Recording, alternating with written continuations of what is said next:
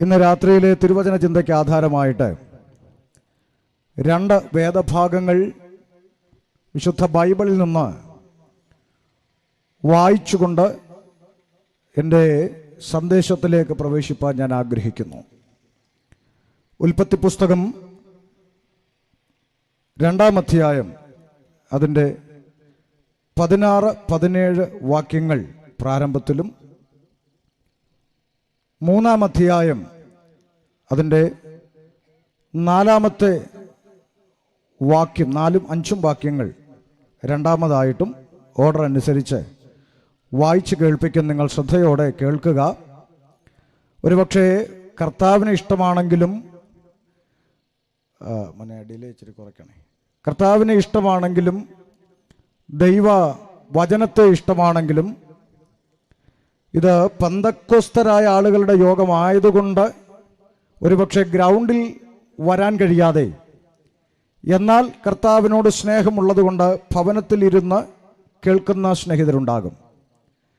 ചിലരൊക്കെ ആണെങ്കിൽ ലൈറ്റ് അണച്ചിട്ട് ഇരുട്ടത്ത് പമ്മിയിരുന്ന് ജനാലയൊക്കെ തുറന്നിട്ട് കേൾക്കുന്നവരെ പല സ്ഥലങ്ങളിൽ കണ്ടിട്ടുണ്ട്.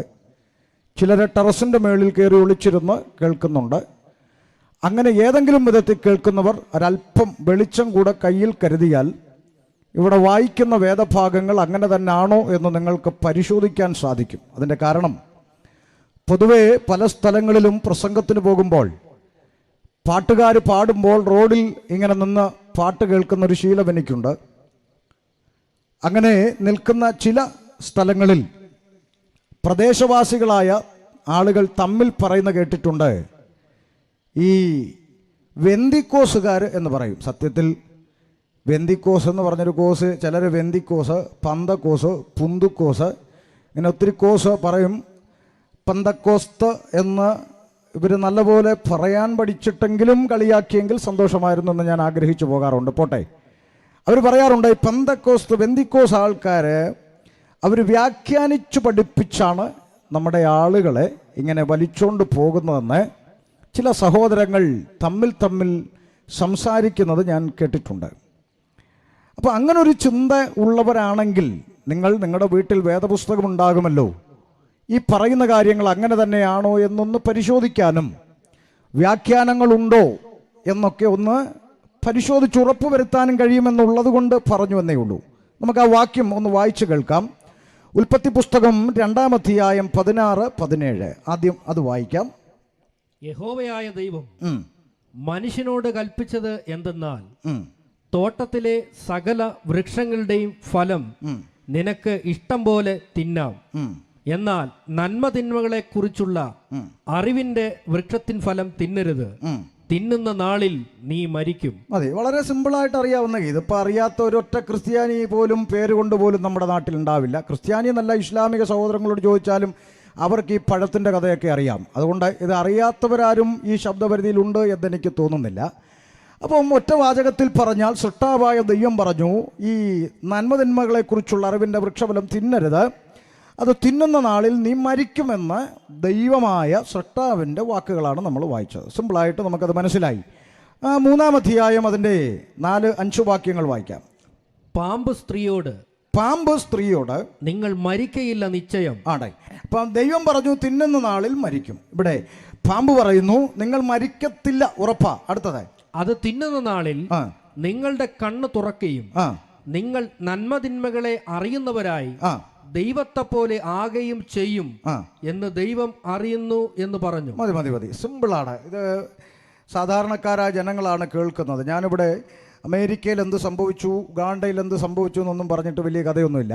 അതുകൊണ്ട് വളരെ സിമ്പിളായിട്ട് ഈ വിഷയത്തെക്കുറിച്ചൊന്ന് പറഞ്ഞ് അവസാനിപ്പിക്കാനാണ് ആഗ്രഹിക്കുന്നത്. ഒരു വശത്ത് ദൈവം പറഞ്ഞു മനുഷ്യനോട് തിന്നുന്ന നാളിൽ മരിക്കും, മറുവശത്ത് പാമ്പ് പറയുന്നു മരിക്കത്തില്ല, നിങ്ങളുടെ കണ്ണ് തുറന്നിട്ട് നിങ്ങളും ദൈവത്തെ പോലാകും. അപ്പോൾ ഈ മനുഷ്യന് ദൈവത്തെ പോലെ ആകുക എന്ന് പറയുന്നത് വലിയ സന്തോഷമുള്ള കാര്യം. അതുകൊണ്ടാണല്ലോ നമ്മുടെ നാട്ടിൽ ഒത്തിരി കുട്ടി ദൈവങ്ങളും ആൾ ദൈവങ്ങളുമൊക്കെ ഉടലെടുത്തു വരുന്നത്. എല്ലാവർക്കും കൊച്ചു ദൈവമാകാൻ വലിയ താല്പര്യമാണ്. ഈ അടുത്ത കാലത്ത് ഇങ്ങനെ കണ്ടു, കേരളത്തിൽ അറിയപ്പെടുന്നൊരു ദൈവത്തിന് പനി പിടിച്ചു, പ്രാർത്ഥിക്കണം എന്ന് പറഞ്ഞ് ഇങ്ങനെ വാർത്ത വന്നതായിട്ട് കാണാൻ ഇടയായി. അപ്പോൾ ഒത്തിരി കുട്ടി ദൈവങ്ങളൊക്കെ നമ്മുടെ നാട്ടിലുണ്ട്. എനിവേ, എന്തായാലും ഇവിടുത്തെ ചിന്ത വളരെ സ്പഷ്ടമായിട്ട് എല്ലാവർക്കും മനസ്സിലായിട്ടുണ്ട് എന്ന് ഞാൻ വിശ്വസിക്കുന്നു. ആമേൻ. അപ്പോൾ തിന്നുന്ന നാളിൽ മരിക്കുമെന്ന് ദൈവം പറഞ്ഞു. എന്താണ് ഇതിൻ്റെ പശ്ചാത്തലം? എന്തിനാണ് ഈ വേദഭാഗം വായിച്ചത്? ഇതുകൊണ്ട് എന്താണ് പറയാൻ ഉദ്ദേശിക്കുന്നത്? ശാന്തമായി സമയപരിമിതിക്കുള്ളിൽ നിന്ന് പറഞ്ഞ വാക്കുകൾ അവസാനിപ്പിക്കട്ടെ. ഇവിടെ ഓർപ്പിച്ചതുപോലെ എൻ്റെ പേര് ഷമീർ എന്നാണ്. പേരിൻ്റെ അറ്റത്ത് തന്നെ സ്വദേശമുണ്ട്, കൊല്ലം. പാരമ്പര്യ ഇസ്ലാമിക പശ്ചാത്തലത്തിൽ ജനിച്ചു വളർത്തപ്പെട്ടു. ഞാൻ ബാപ്പയും ഉമ്മയും 2 പെങ്ങന്മാരും വല്യമ്മയും അടങ്ങുന്ന കുടുംബത്തിൽ ജനിച്ചു വളർത്തപ്പെട്ടു. 2002 ജീവിക്കുന്ന ഏക സത്യ ദൈവമായ യേശുക്രിസ്തുവിനെ കണ്ടുമുട്ടുവാൻ ദൈവം ഞങ്ങൾക്ക് ഭാഗ്യം തന്നു. അങ്ങനെ ഞാനും എൻ്റെ മാതാവും 2 സഹോദരങ്ങളും ഇപ്പോൾ പെങ്ങന്മാരുടെ ഭർത്താക്കന്മാർ, ഇപ്പോൾ അളിയനും ഉൾപ്പെടെ ഞങ്ങൾ ഈ ജീവനുള്ള ദൈവത്തെ കഴിഞ്ഞ 19 വർഷത്തോളമായി സേവിക്കുവാനായിട്ട് ദൈവം ഭാഗ്യം തന്നു. അങ്ങനെ ജനിച്ചു വളർന്ന അതേ സ്വന്തം നാട്ടിൽ ഓരോ തെരുക്കോണുകളിലും സുവിശേഷം പ്രസംഗിച്ചുകൊണ്ട് വിശ്വാസ ജീവിതം തുടരുവാൻ ദൈവം സഹായിച്ചു കൊണ്ടിരിക്കുന്നു. ഭാര്യയും 2 കുഞ്ഞുങ്ങളും അടങ്ങുന്ന കുടുംബം വളരെ സമാധാനത്തോടെ കഴിഞ്ഞ കാലങ്ങളായി ദൈവം നടത്തുന്നു. അതോർത്ത് ദൈവത്തെ സ്തുതിക്കുന്നു. ആമേൻ. ചില ആളുകളൊക്കെ കാണുമ്പോഴൊക്കെ ഒത്തിരി കമൻ്ററികൾ സ്വാഭാവികമായിട്ടും പണ്ട് കാലം മുതൽ ചോദിക്കാറുണ്ട്, പറയാറുണ്ട്. അതിൽ പലരും ഒറ്റവാചകത്തിൽ ചോദിക്കുന്നൊരു ചോദ്യം, എന്നാലും നീ എന്തിന് ക്രിസ്ത്യാനിയായി എന്നുള്ളതാണ്. എന്തിനാ ക്രിസ്ത്യാനിയായത് എന്നുള്ളതാണ് പലരും ചോദിക്കുന്നത്. പിന്നെ വേറെ ചില ആളുകൾ ചോദിക്കും, എന്തായാലും ക്രിസ്ത്യാനിയായതോ ആയി, കൈവിട്ടു പോയതോ പോട്ടെ, ഏതെങ്കിലും മാന്യതയുള്ള പള്ളി കൂടിക്കൂടായിരുന്നു എന്ന് ചോദിക്കാറുണ്ട്. അപ്പോൾ ചോദിക്കാം, മാന്യതയുള്ള പള്ളി എന്ന് പറഞ്ഞാൽ മുറ്റത്ത് 10 കാറ് കിടക്കുന്ന, ടൈൽസ് ഒട്ടിച്ച, മാർബിളിട്ട, ഒത്തിരി ആളുകൾ ആരാധന കഴിഞ്ഞിറങ്ങി വരുന്ന ഗോപുരം പോലെ കെട്ടിടങ്ങൾ നിർമ്മിച്ച എത്രയെത്ര പള്ളികൾ ഇവിടെ ഉണ്ടായിരുന്നു. അവിടെയൊന്നും പോകാതെ ഈ കൊട്ടിപ്പാടി കലപിലപിലാന്ന് എന്തൊക്കെയോ വിളിച്ചു കൂവുന്ന ഈ കൂട്ടത്തിൽ കൂടേണ്ട ആവശ്യമുണ്ടായിരുന്നു എന്ന് ചില ആളുകൾ ചോദിക്കാറുണ്ട്. അവരുടെ ചോദ്യം ഒരർത്ഥത്തിൽ തികച്ചും ന്യായമായി നമുക്ക് തോന്നും. കാരണം നമ്മൾ നോക്കുമ്പോൾ റോഡൊന്നില്ല, വീടൊന്നില്ല, കവലയൊന്നില്ല, ചന്തയൊന്നില്ല, മാർക്കറ്റൊന്നില്ല, എവിടെയായാലും ഒരു നാണവുമില്ലാതെ കൈകൊട്ടിപ്പാടി ദൈവത്തെ സ്തുതിക്കുന്ന ഒരു കൂട്ടം ഉലകത്തിലുണ്ടെങ്കിൽ അത് ദൈവമക്കളാണ്. പ്രൈസല്ലോ. ഒരു നാണവുമില്ല. അപ്പം നമ്മളോട് ചില ആളുകൾ പണ്ട് കാലത്ത് ചോദിച്ചായിരുന്നു, റോഡിൽ കിടന്ന് കൈയടിക്കാൻ ഒരു നാണവും ഇല്ലയോടി, നീ ഇതിനാണോടി വെന്തിക്കോസിൽ പോയെന്നൊക്കെ ചോദിച്ച കുറേ പെണ്ണുങ്ങൾ, അമ്മച്ചിമാരൊക്കെ ഈ കഴിഞ്ഞ 1-2 വർഷങ്ങൾക്ക് മുമ്പ് നമ്മൾ കണ്ടു. എയർപോർട്ടിലും നടുറോഡിലും മുക്കിനും കവലയിലും ചന്തയിലും ഒക്കെ ഇരുന്ന് കൈ കൊട്ടുന്നു നമ്മൾ കണ്ടു. അവർക്കും നാണമില്ലാതെയായി എന്നുള്ളത് നമുക്ക് തിരിച്ചറിയാൻ കഴിഞ്ഞതിൽ സന്തോഷമുണ്ട്. കൈ കൊട്ടുന്നത് അത്ര മോശപ്പെട്ട ഏർപ്പാടല്ല എന്ന് അവർക്കും മനസ്സിലായി. അവരും കൊട്ടാൻ തുടങ്ങി. എല്ലാവരും കൊട്ടട്ടെ, അതാണ് നമ്മുടെ സന്തോഷം. അപ്പോൾ അങ്ങനെ ഒത്തിരി ചോദ്യങ്ങൾ അഭിമുഖീകരിക്കാറുണ്ട്. അങ്ങനെ ചില ആളുകൾ വന്ന് ചോദിക്കുന്ന മറ്റൊരു ചോദ്യം, മനുഷ്യൻ പാപിയാണെന്ന് പറഞ്ഞ് നടക്കുന്ന കുറേ ഉപദേശിമാരുണ്ട്. മനുഷ്യൻ പാപിയല്ല എന്നൊക്കെ പറയുന്നുണ്ട്. ഇവിടെ പാപത്തെക്കുറിച്ചാണ് നമ്മൾ വായിച്ച തിന്നുന്ന നാളിൽ മരിക്കും. വേറെ ചില ആളുകൾ വന്നിട്ട് പറയുന്നത്, ഒരു ആപ്പിൾ തിന്നതാണോ, പണ്ടങ്ങാണ്ട് ഒരു ആൻറ്റി ഒരു ആപ്പിൾ തിന്നു, കെട്ടിയവനോട് സ്നേഹമുള്ളവളായതുകൊണ്ട് ഇച്ചിരി കെട്ടിയവനും കൊടുത്തു. ഇന്നത്തെ പെണ്ണുങ്ങളായിരുന്നെ കുരുപോലും കൊടുക്കത്തില്ലായിരുന്നല്ലോ, അവൾ അത്രയെങ്കിലും കൊടുത്തല്ലോ. അപ്പോൾ ഒരു പഴം തിന്നതിനാണോ നിങ്ങളുടെ ദൈവം ഇത്രയും വലിയ പ്രശ്നം ഉണ്ടാക്കിയത് എന്നൊക്കെ പറഞ്ഞ് കളിയാക്കുന്ന ചില ആളുകളുണ്ട്. ആപ്പിളോ ഓറഞ്ചെന്നൊന്നും വേദപുസ്തകത്തിലില്ല, പക്ഷേ ചില ആളുകൾ ഇതിനെ ആപ്പിളാക്കി വെച്ചിരിക്കുകയാണ്. പകുതി കടിച്ച ആപ്പിൾ, അതാണിപ്പോൾ പലരുടെയും കയ്യിലിരിക്കുന്നത്. അപ്പോൾ ഇങ്ങനെ ആപ്പിളെന്ന് ഓറഞ്ചെന്നൊക്കെ പറഞ്ഞു നടക്കുന്ന ഒത്തിരി ആളുകളുണ്ട്. മനുഷ്യൻ പാപിയല്ല എന്ന് പറയുന്നവരുണ്ട്. അപ്പോൾ ഇങ്ങനെയൊക്കെ പറയുന്ന കൂട്ടത്തിൽ എങ്ങനെ വന്ന് പെട്ടു എന്നുള്ളത് പലരുടെയും ചോദ്യമാണ്. എന്തിനാണ് ഈ കൂട്ടത്തിൽ വന്ന് പെട്ടത്? അപ്പോൾ ഈ കാര്യങ്ങളൊക്കെ ഒന്ന് വിശദമായി പറയേണ്ടതുണ്ട്. 2002 ഈ പ്രാർത്ഥനാ കൂട്ടായ്മയുമായി ബന്ധപ്പെടുവാനുള്ള ചില മുഖാന്തരങ്ങളുണ്ടായി. അതിനെക്കുറിച്ച് വിവരിപ്പാൻ എൻ്റെ മുമ്പിൽ സമയം പോരാ എന്നുള്ളതുകൊണ്ട് ഞാൻ അതിലേക്ക് കടക്കുന്നില്ല. രോഗം മാറാനോ, ദുരിതം മാറാനോ, കൊച്ചിനെ കെട്ടിക്കാനോ, വീട് വെക്കാനോ, വിസ ശരിയാകാനോ, ഗൾഫിൽ പോകാനോ ഒന്നും പുസ്തകമെടുത്ത് ഇറങ്ങിയതല്ല. അങ്ങനെ ആരെങ്കിലും ഇറങ്ങുന്നെങ്കിൽ ദയവായി നിങ്ങൾ ഇറങ്ങരുത് എന്ന് എനിക്ക് നിങ്ങളോട് ഒരു അപേക്ഷയുണ്ട്. കാരണം നിങ്ങൾ അങ്ങനെ ഇറങ്ങിയാൽ നിങ്ങൾ പ്രതീക്ഷിക്കുന്നത് ഇതിനകത്ത് നിന്ന് കിട്ടാതെ വരുമ്പോൾ നിങ്ങൾ പറയും, ഞങ്ങൾ വാപ്പസ് ചെയ്യുകയാണ്, തിരിച്ചു പോവുകയാണെന്ന് പറയും. അതിനേക്കാൾ നല്ലത് നിങ്ങൾ ഇറങ്ങാതിരിക്കുന്നതാണ്. ആമേൻ. അപ്പോൾ ഇറങ്ങിയത് എന്തിനാണെന്ന് ചോദിച്ചാൽ ഒറ്റ വാചകത്തിൽ ഉത്തരം പറയാം. അന്നും ഇന്നും എന്നും പറയാനുള്ള ഒരേ ഒരു മറുപടിയേ ഉള്ളൂ, ഞാൻ ഇന്ന് വീണ് മരിച്ചാൽ ആമേൻ എൻ്റെ ആത്മാവിൻ്റെ നിത്യത എവിടെ ചെലവഴിക്കുമെന്ന ചോദ്യത്തിൻ്റെ മറുപടി വിശുദ്ധ വേദപുസ്തകത്തിൽ നിന്ന് ലഭിച്ചതുകൊണ്ട് മാത്രമാണ് ഇന്നും ഈ കൂരാച്ചുണ്ടിൽ ബൈബിൾ പ്രസംഗിക്കാനായിട്ട് നിൽക്കുന്നത്. വേറെ ഒരു കാരണവുമില്ല. അപ്പം നിങ്ങൾ ചോദിക്കും, അതെന്താ മുമ്പ് ജീവിച്ചിരുന്നിടത്തൊന്നും സ്വർഗം ഉണ്ടായിരുന്നു? അതൊക്കെ ഞാൻ വഴിയെ പറയാം, സമയമുണ്ടെങ്കിൽ ഉള്ളതുപോലെയൊക്കെ പറയാം. അപ്പോൾ ശ്രദ്ധിക്കുക, അങ്ങനെ ബൈബിളിനെ കുറിച്ച് പഠിക്കാനും അറിയാനും ഒക്കെ ഒരു സാവകാശം ജീവിതത്തിലേക്ക് വന്നപ്പോൾ ഞാനിതൊന്ന് പഠിക്കാൻ തുടങ്ങി. ഞാൻ പഠിച്ചു വന്നപ്പോൾ ഞാൻ ചെറുപ്രായത്തിൽ മദ്രസയിലൊക്കെ കടന്നുപോയി. അത്യാവശ്യം ഖുറാനൊക്കെ വേണ്ടുന്ന രീതിയിലൊക്കെ പഠിച്ചിട്ടുണ്ട് എന്ന് പറഞ്ഞാൽ പണ്ഡിതനാകാനുള്ള പഠനമൊന്നും നടത്തിയിട്ടില്ല. കാരണം ചില ആളുകൾ പറയാറുണ്ട് എന്നാൽ പിന്നൊന്ന് പറഞ്ഞേന്ന്. അങ്ങനൊന്നും വലിയ പണ്ഡിതനാകാനും വാദിക്കാനുമുള്ള പഠനമൊന്നും നടത്തിയിട്ടില്ല. അതുകൊണ്ട് തന്നെ സംവാദ കലാപരിപാടിക്കൊന്നും നമുക്ക് താല്പര്യമില്ല. എന്നാൽ അത്യാവശ്യം എന്ത് ചെയ്തിട്ടുണ്ട്, ഒന്ന് പഠിക്കാൻ ശ്രമിച്ചിട്ടുണ്ട്. അന്ന് ചെറുപ്രായത്തിൽ പഠിച്ച കാര്യമാണ് ദൈവം മനുഷ്യനെ സൃഷ്ടിച്ചെന്നും ആദമിനെ സൃഷ്ടിച്ചെന്നും ഹവ്വായെ സൃഷ്ടിച്ചെന്നും മനുഷ്യൻ പാപം ചെയ്തെന്നും അങ്ങനെ ഒത്തിരി കാര്യങ്ങൾ അന്ന് പഠിച്ചിട്ടുണ്ട്. ആ അറിവ് എൻ്റെ മനസ്സിൽ കിടക്കുമ്പോൾ ഞാൻ 2002 ബൈബിളിലേക്ക് കടന്നു വരിക. ബൈബിളിലേക്ക് കടന്നു വന്നപ്പോൾ അവിടെ കണ്ടതും പഠിച്ചതുമായ കാര്യങ്ങൾ തന്നെയാണ് ഇതിലുള്ളത്. ആദാമിനെ ഹവ്വായെ സൃഷ്ടിച്ചു, മനുഷ്യൻ പാപം ചെയ്തു, ഇങ്ങനെയുള്ള കാര്യങ്ങളൊക്കെയാണ് ഇതിലും കാണുന്നുണ്ട്. പിന്നെ പ്രത്യേകത എന്താ, പിന്നെന്തിന് ഇങ്ങോട്ട് വരണം എന്നൊക്കെയുള്ള ചിന്തകളിൽ കൂടുതൽ ആഴത്തിലേക്ക് ഒരു കമ്പാരിസം ഒന്ന് കമ്പയർ ചെയ്ത് പഠിക്കാനായിട്ട് ശ്രമിച്ചു. പഠിച്ചപ്പോൾ എനിക്ക് മനസ്സിലായി മനുഷ്യൻ ആ പാപം ചെയ്തു കഴിഞ്ഞപ്പോൾ കരുണാമയനായ ദൈവം, അഥവാ സൃഷ്ടിച്ച ദൈവമായ കരുണയുള്ളവനായ സർവശക്തനായ പടച്ച തമ്പുരാൻ മനുഷ്യനോട് കരുണ തോന്നി അവൻ ചെയ്ത പാപം ദൈവം ക്ഷമിച്ചു കൊടുത്തു എന്നാണ് എൻ്റെ കുട്ടിക്കാലത്ത് ഞാൻ പഠിച്ചിരുന്ന. പൊറുത്തു കൊടുത്തു. ദൈവം ഏറെ പൊറുക്കുന്നവനും ക്ഷമിക്കുന്നവനുമാണ് സർവശക്തനായ സൃഷ്ടാവ് എന്നുള്ളത് കൊണ്ട് മനുഷ്യൻ്റെ പാപത്തെ ദൈവം പൊറുത്തു കൊടുത്തു എന്ന് പഠിച്ചു വന്ന എന്നെ ബൈബിളിലേക്ക് കടന്നു വന്നപ്പോൾ ബൈബിൾ പറയുകയാണ്, ഏകനാൽ പാപവും പാപത്താൽ മരണവും ലോകത്തിൽ പ്രവേശിച്ചു. അപ്പോൾ ഒന്നല്ലല്ലോ, ഇതിൽ വ്യത്യാസമുണ്ടല്ലോ. എന്താണ്, ആദമിൻ്റെ ഹവ്വയുടെയും പാപം പൊറുക്കപ്പെട്ടു. ഇനിയിപ്പോൾ അത് അടുത്ത തലമുറയിലേക്ക് വ്യാപിക്കുന്ന ഒരു പഠനമില്ല എന്ന് അറിഞ്ഞിരുന്ന എൻ്റെ ഹൃദയത്തിൽ ഇവിടെ ചിന്തിക്കുന്നു, ഏകനാൽ പാപവും പാപത്താൽ മരണവും ലോകത്തിൽ കടന്നു, ആദാമ്യ പാപത്താൽ സർവ്വ മനുഷ്യരും പാപിയായി എന്ന് വായിക്കുന്നു. ഇവിടെ എൻ്റെ ഒന്നാമത്തെ സംശയം ആരംഭിച്ചു. ആദമും ഹവ്വയും പാപം ചെയ്തു, അത് ശരിയാണ്, അത് എല്ലാ വേദങ്ങളും സമ്മതിക്കുന്നു. എന്നാൽ അതിൻ്റെ പേരിൽ ഒരു തെറ്റും ചെയ്യാത്ത ബാക്കിയുള്ള മനുഷ്യരൊക്കെ പാപിയാണ് എന്ന് പറയുന്നതിൽ എന്ത് ലോജിക്കാണുള്ളത് എന്ന സംശയം എൻ്റെ ഹൃദയത്തിൽ ഉടലെടുത്തു. ശരിയല്ലേ? ന്യായമായ സംശയം ഇന്നും നമ്മുടെ നാട്ടിൽ പലർക്കും ഉള്ളതാണ്. എന്നാൽ അതിന് രണ്ടുത്തരം എനിക്ക് ലഭിച്ചു. രണ്ടും നിങ്ങളോട് പങ്കുവയ്ക്കാം. ഒന്ന്, ഈ രോഗം മാറിയാൽ രോഗലക്ഷണം മാറണം എന്നാണ് ഒരു സാധാരണ ഒരു മനുഷ്യന് മനസ്സിലാകുന്ന ലോജിക്ക് എന്ന് പറയുന്നത്. എന്ന് പറഞ്ഞാൽ ഇപ്പോൾ നമ്മുടെ നാട്ടിൽ ഒരാൾക്ക് കിഡ്നി ഫെയിലായിട്ടുള്ളൊരു അനുഭവം ഉണ്ടെങ്കിൽ അദ്ദേഹത്തിന് ചില ലക്ഷണങ്ങൾ വരും. ചിലപ്പോൾ കാലും കയ്യും ഒക്കെ നീര് വരും. അങ്ങനെ മറ്റു ചില ലക്ഷണങ്ങളൊക്കെ ശരീരത്തിൽ പ്രകടമായി വരും. എന്നാൽ ആ കിഡ്നി മാറ്റിവെച്ച രോഗം പൂർണ്ണമായി ഭേദമായാൽ സ്വാഭാവികമായിട്ടും ആ നീരും പോകണം, അതിൻ്റെ ലക്ഷണങ്ങളൊക്കെ അവസാനിക്കണം. ഒന്നുകൂടി പറഞ്ഞാൽ, നമുക്ക് ഈ വയറ്റിനകത്തുള്ള ഒരു സഞ്ചി നിറഞ്ഞിട്ട് കല്ലും മണ്ണുമൊക്കെ കയറി നിറഞ്ഞിട്ട് നമുക്കൊരു വേദന വരുമ്പോൾ അതിന് അപ്പൻഡിക്സിൻ്റെ വിഷയമാണെന്ന് പറഞ്ഞിട്ട് നമ്മൾ കൊണ്ടുപോയി ഓപ്പറേഷൻ ചെയ്ത് ആ സഞ്ചി എടുത്ത് വെളിയിൽ കളയും. സഞ്ചി എടുത്ത് പുറത്ത് കളഞ്ഞാൽ സ്വാഭാവികമായിട്ടും രോഗം മാറി, അപ്പോൾ വേദനയും മാറണം. അതാണ് അതിൻ്റെ ഒരു ന്യായമായ വശം.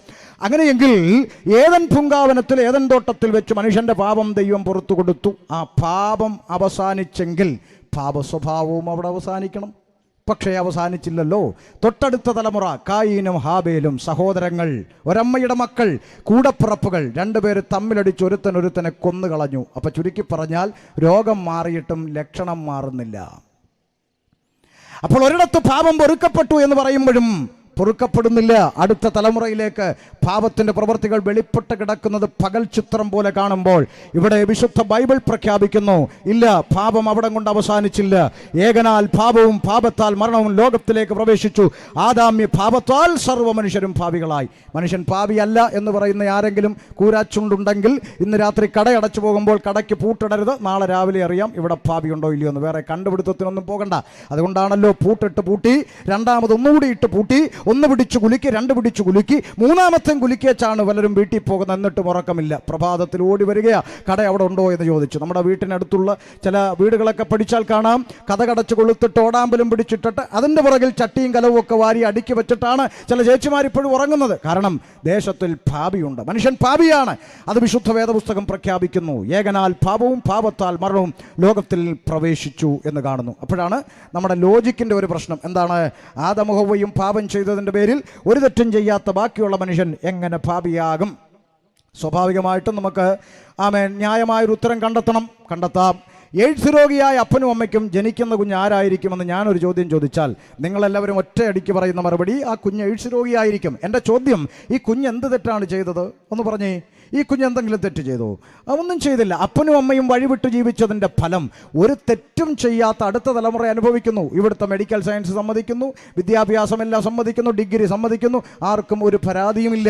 ഈ കുഞ്ഞ് ഒരു ദോഷവും ചെയ്തിട്ടില്ല, ഒരു തെറ്റിലും നടന്നിട്ടില്ല.